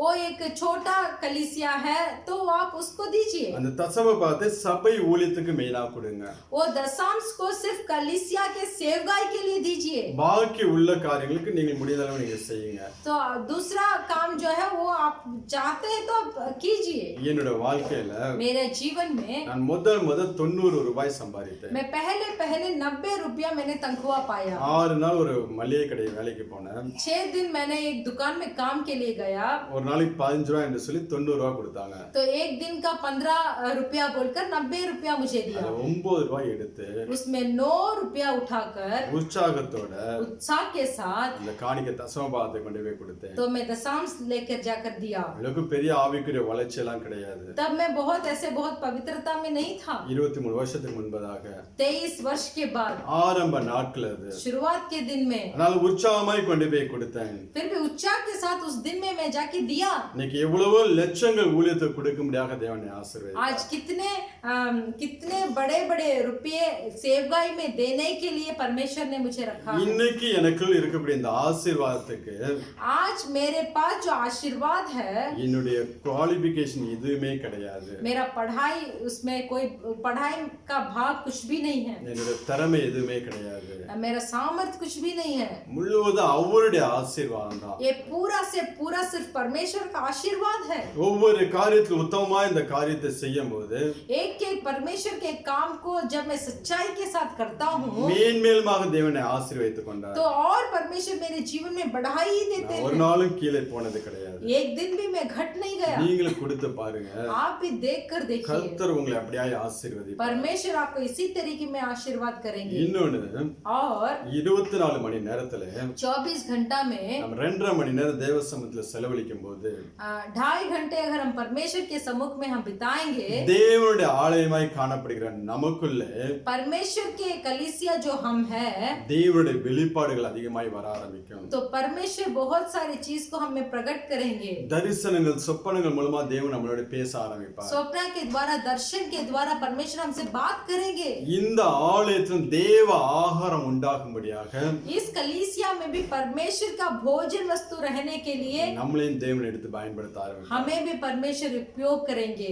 முடிந்த அளவுக்கு தேவனுக்குரிய தேவனை கொடுத்துருங்க. इसीलिए जितना तक हो परमेश्वर का जो है वो परमेश्वर को दीजिए. அதை ஒரு நாள் நீங்க எடுத்து வைத்து வஞ்சிக்காதீர்கள். तो एक भी दिन परमेश्वर के वस्तु में आप धोखा मत दीजिए. ஒரு நாளைக்கு ஒரு 3 மணி நேரம், एक दिन 3 घंटे, 1 மணி நேரம் ஜெபம், 1 घंटा प्रार्थना, 1 மணி நேரம் வேத வாசிப்பு, 1 घंटा बाइबल पढ़ना, 1 மணி நேரம் ஊழியம், और 1 घंटा सेवकाई. அப்படி நாம் பிரித்து நாம் செய்தோம் என்றால், अगर ऐसे हम करेंगे तो நம்மளையும் தேவன் ஜெயிக்கிற பிள்ளையாக மாற்றுவார். हमें भी परमेश्वर जय प्राप्त करने वाला बनाएगा. நமக்கு முன்பதாக ஒருவராலும் எதிர்த்து நிற்க முடியாது. हमारे सामने कोई ठहर नहीं पाएगा. ஒருவேளை நான் சொல்வது உங்களுக்கு கடினமாக இருக்கலாம்.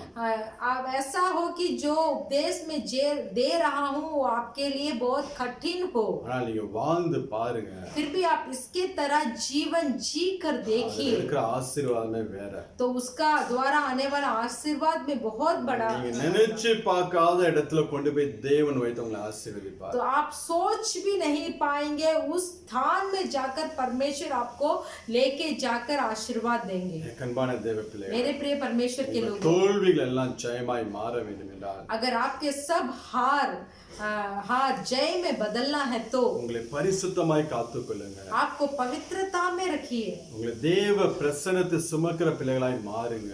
परमेश्वर की उपस्थिति को लेकर जाने वाले मनुष्य बनिए. தேவனுக்கு கொடுக்க வேண்டிய காணிக்கையும் நேரத்தையும் கொடுங்க. परमेश्वर को देने वाला भेंट और परमेश्वर को देने वाला समय परमेश्वर को दीजिए. கர்த்தர் உங்களை ஒரு வல்லமையான ஒரு மனிதனாக எடுத்து பயன்படுத்துவார். तो परमेश्वर आपको एक सामर्थ्यशाली मनुष्य बनाकर आपको प्रयोग करेंगे. நாம் ஜெபிக்கலாம். हम सब प्रार्थना करेंगे. Hallelujah, hallelujah. धन्यवाद यीशु मसीह. धन्यवाद, धन्यवाद, धन्यवाद, धन्यवाद, धन्यवाद करते हैं इस अच्छे संदेश के लिए. हम धन्यवाद करते हैं सब मिलकर. हाँ परमेश्वर, मैं अब तक मेरा जीवन में आपके लिए कुछ भी काम मैंने नहीं किया. मैंने दशांश में आपको धोखा दिया हो. मेरा तनख्वाह में कितना पैसे हैं जो मैं ऐसे व्यर्थ कामों में मैं प्रयोग करता हूँ. फिर भी उस पैसों में से मैं आपको भेंटी देने में या दशांश देने में मेरा मन रुक जाता है. और जो 24 घंटे आपने मेरे जिंदगी में एक एक दिन आप देते हैं, उस दिन में जैसे हम आज संदेश में सुने 2 घंटे और 24 पल हम आपको नहीं देते हैं. आज तक हमारे जीवन में आपके लिए हमने कोई भी सैक्रिफाइस हमने नहीं किया परमेश्वर. तो हम आज इस उपदेश को सुनकर मैं मेरा जीवन को आपके सम्मुख में अर्पण करता हूँ.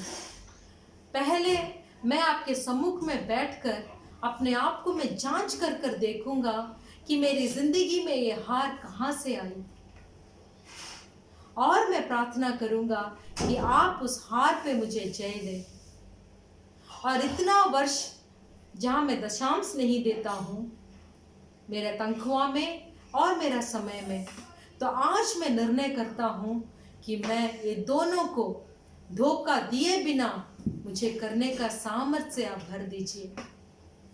एक एक पल मुझे पवित्र बनाइए और मुझे समझ दीजिए कि मैं एक कलीसिया हूँ और इस कलीसिया में परमेश्वर वास कर रहे हैं, और परमेश्वर की उपस्थिति को उठाकर जाने वाला मनुष्य मैं हूँ बोलकर एक एक पल मुझे याद दिलाइए. शैतान इस समझ के आंखों को बंद ना करे. शैतान को विरुद्ध मैं उठकर परमेश्वर का एक सैनिक बनकर एक योद्धा को मैं लड़ना चाहता हूँ. मुझे मदद कीजिए यीशु मसीह. मुझे मदद कीजिए, क्योंकि बलहीन का सहारा आप है, पापियों का दोस्त आप है। आप हमें छोड़ेंगे नहीं, आप हमें त्यागेंगे नहीं। आप पापियों के लिए ही उस क्रूस में कुर्बान हुए, मैं विश्वास करता हूँ। मेरे प्रिय यीशु मसीह, इस अच्छे संदेश के लिए मैं धन्यवाद करता हूँ। ये संदेश इस खेत में बोकर ये संदेश 30, 60 और 100 गुण प्रतिफल देने के लिए आप मदद कीजिए। आपके ढाली बनकर बहुत फल देने का हमें मनुष्य बनाइए परमेश्वर। धन्यवाद करते हैं संदेश का दिया हुआ पास्टर, उनके परिवार, उनके बच्चे लोगों को आपके हाथ में हम समर्पण करते हैं। उनके सेवकाई और आगे बढ़े और बहुत सारे आत्माओं को उनको देकर उन्हें आशीष करे परमेश्वर। हमारे अबू अमूर के कलीसिया के सब पास्टर को, pastor George, pastor Ravi, pastor Michael, उनके आपके हाथ में समर्पण कर हम प्रार्थना करते हैं। हालेलुया। सब अपने अपने सेवकाई को उचित से कर परमेश्वर जीवन के मुकुट को हालेलुया आपके हाथों से धरने का सामर्थ्य से भरने के लिए कलीसिया परिवारों को, बच्चों को, हर एक को आपके सम्मुख में हम समर्पण करते हैं। इस महामारी के बीच में भी आपने हमें रक्षा किया, संभाला, आंखों की पुतली के तरह हमें संभाल कर आपके पंखों तले हमें बिठाया परमेश्वर। हम धन्यवाद करते हैं। हालेलुया, धन्यवाद करते हैं। जल्दी हमारी कलीसिया खुलकर परमेश्वर हम आमने सामने बैठकर हम आराधना करने के लिए हमें मदद कीजिए। जो पाप हमने आगान के तरह जो भी पाप हम कर हम छिपा कर रखे हैं, उस पाप को हमारे जीवन से उखाड़ कर फेंक कर परमेश्वर आपके कोप हमारे ऊपर ना भड़के, ऐसे हमारा जीवन को बिताने के लिए हमें मदद कीजिए। आप ही हमें सामर्थ दीजिए। यीशु मसीह के नाम से मांगते हैं पिता, आमीन। கர்த்தராகிய இயேசு கிறிஸ்துவின் கிருபையும் यीशु मसीह का कृपा, பிதாவாகிய தேவனுடைய அன்பும் पिता परमेश्वर का प्रेम, பரிசுத்த ஆவியானவருடைய அன்பின் ஐக்கியம் पवित्र आत्मा का सौभाग्यता இன்றும் என்றும் நம் அனைவரோடு கூட இருப்பதாக आज और हर पल हमारे साथ होते रहे। आमीन। आमीन। Hallelujah, hallelujah, hallelujah, hallelujah. जय मसीह, जय मसीह।